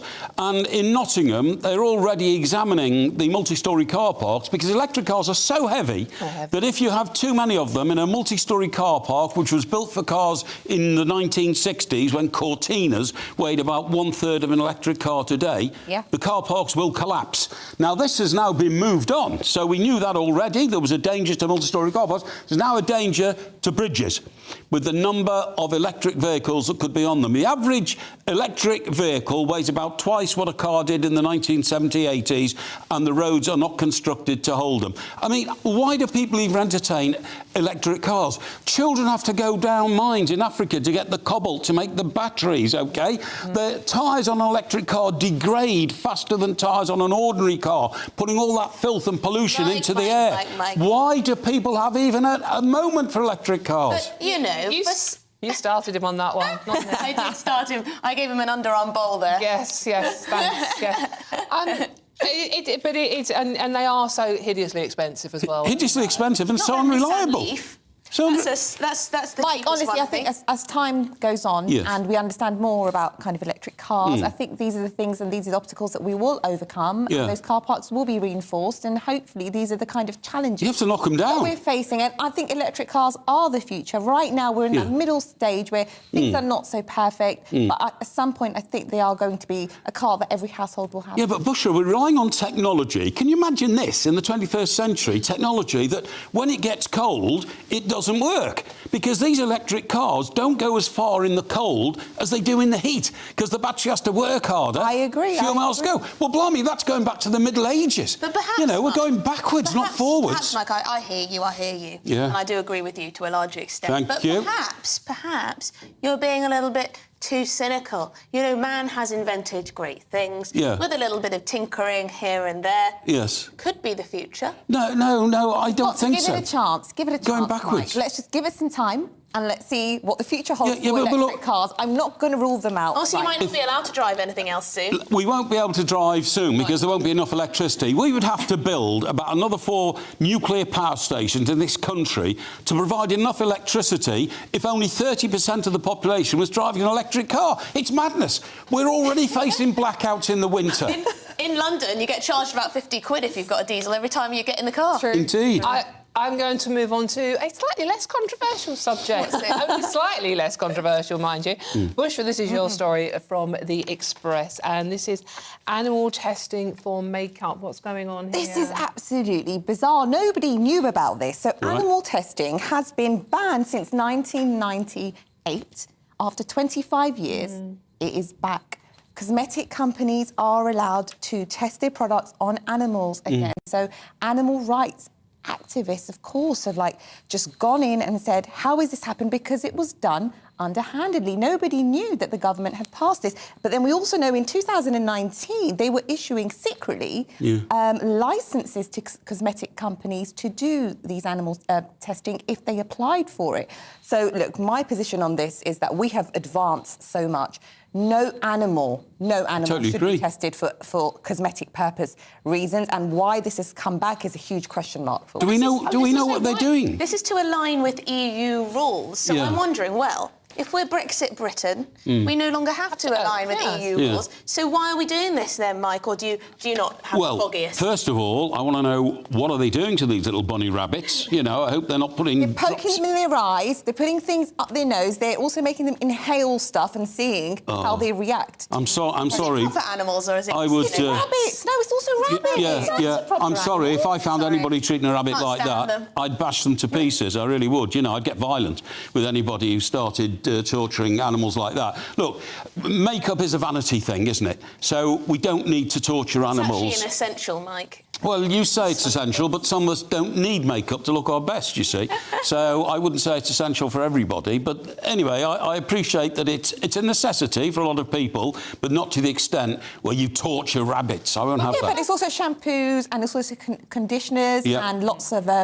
moisturisers and things like that. So it's not just beauty products, it's unnecessary. But we survived for a couple of decades without testing on animals. Why do we need to go back to it? Well, part of me is just thinking, well, now that we're Brexit, we don't need to align with EU rules. Of course not. If it's worked for 25 years and it's not broke, why are we... But why is anybody bringing it back, I think Dawn's asking, isn't she, if we got away without it for the last 25 years? There may be a reason. There may be reasons, but I know that our viewers at home are quite passionate, actually, about animal rights. I should think so. They do not like to see animals come to harm, particularly when it's totally unnecessary. Love that. Like with, eyeshadow on a bunny rabbit. I mean, that does seem absolutely ridiculous. We'll have to get to the bottom of this. We'll get one of our investigative journalists on the case. Now, we've got one last story. Before we'll get to some of your views before we finish up. But first, we've got... What have we got? Suits. Yeah. Suits are back in fashion, according to The Star. Yeah, I just can't really believe this. I think suits are going out of fashion now. For years, again, getting back to our Fleet Street careers, you're expected to wear a suit when you were a senior executive of a newspaper, as Dawn and I both were, you see what I mean? And I always used to buy my suits with one jacket and 2 pairs of trousers, because the trousers wear out so quickly. Well, when I suddenly got to the point now where only the top half of me is seen, which is a great relief to a lot of people, right, I decided that I was getting rid of these suit trousers and wearing chinos, and that's what I always wear now. They're more comfortable, you don't have to, replace them as often, and I can't believe suits are coming back into fashion, because people are getting scruffier over the years, not better looking. Dawn is the queen of power dressing. Because, as Mike's pointed out several times, I am very old and I went... No, I haven't pointed that out at all. The Fleet Street system, where you wore a suit to work unless you were doorstepping somebody, in which case you wore a fleece over your suit. But I just... why are they coming back into fashion? Is there an explanation as to why this is happening? I know. Because you always look deliciously smart as well. Very smart jacket. Yeah. Very smart. Well, look, suits for me, OK, this might be a little bit controversial, but I don't mind. I am a traditionalist, and I think men should always be in suits. I tweeted something, I said men in suits and women in dresses. I like this idea that we're bringing this conservative dress back for men. I mean, they look wonderful in it, so why would we not? They do look great. And they look great. It suits them so and in much. a tux as well. Yeah, well, believe it or not, it says more people are going to black tie dinners. OK, this... this expert says the demand for weddings, races, proms and black tie dinners has exploded since lockdown ended and we're all going out again, and this has meant that now people are getting more suits. We were all slobs during lockdown, and then suddenly we thought, actually, we need to get some smart clothes. Can we just go to a couple of views before we finish up from our viewers? Frank has reminded us that after a magnificent weekend, he's asked us to remind you that it is, in fact, VE Day, commemorating victory in Europe 1945, and those who gave their all to allow us to enjoy weekends like this. Wow, nice message. Good message, very good message, yes. And it's Wilson, this is back to the Coronation. Thank you for joining us this morning. Thank everyone for joining us this morning. Those people consider the right to protest taken away are likely to be the very same people who cancel anyone whose views they disagree with, indeed. Well, there you go. Interesting, yeah. So, oh my gosh, well, thank you very much, Mike Parry. Well, it's been a great pleasure to be with the Spice Girls, this morning. We've come, token boy. So we've come to the end of our show. It's flown by again. Coming up next is GB News Live with Mark Loco. Thank you for watching. Hello there, I'm Greg Dewhurst and welcome to your latest GB News weather forecast from the Met Office. Well, bit of a wet bank holiday Monday, outbreaks of rain pushing eastwards, heavy and thundery showers following as well. But what about the week ahead? Well, low pressure generally in charge initially, bringing weather systems in from the Atlantic. But there is some good news as we head towards the end of the week, particularly Friday and into Saturday. That ridge of high pressure should give something a little bit more settled. But for the rest of Monday afternoon, pretty cloudy across much of England and Wales. Outbreaks of rain, which could be heavy at times, pushing eastwards. A little brighter for parts of Scotland, Northern Ireland, but some really heavy showers developing across Northern Ireland, pushing eastwards into southern Scotland through the afternoon. A Met Office warning in force here. In the best of any brighter spells across Northern Ireland, we could see highs of 19 degrees. Elsewhere, generally in the mid-teens, so feeling cooler than Sunday. Through the evening time, further spells of rain push eastwards across England and Wales. Perhaps still a few heavy showers across southern Scotland, northern England for a time. But elsewhere, generally starting to dry up from the west by the end of the night. And temperatures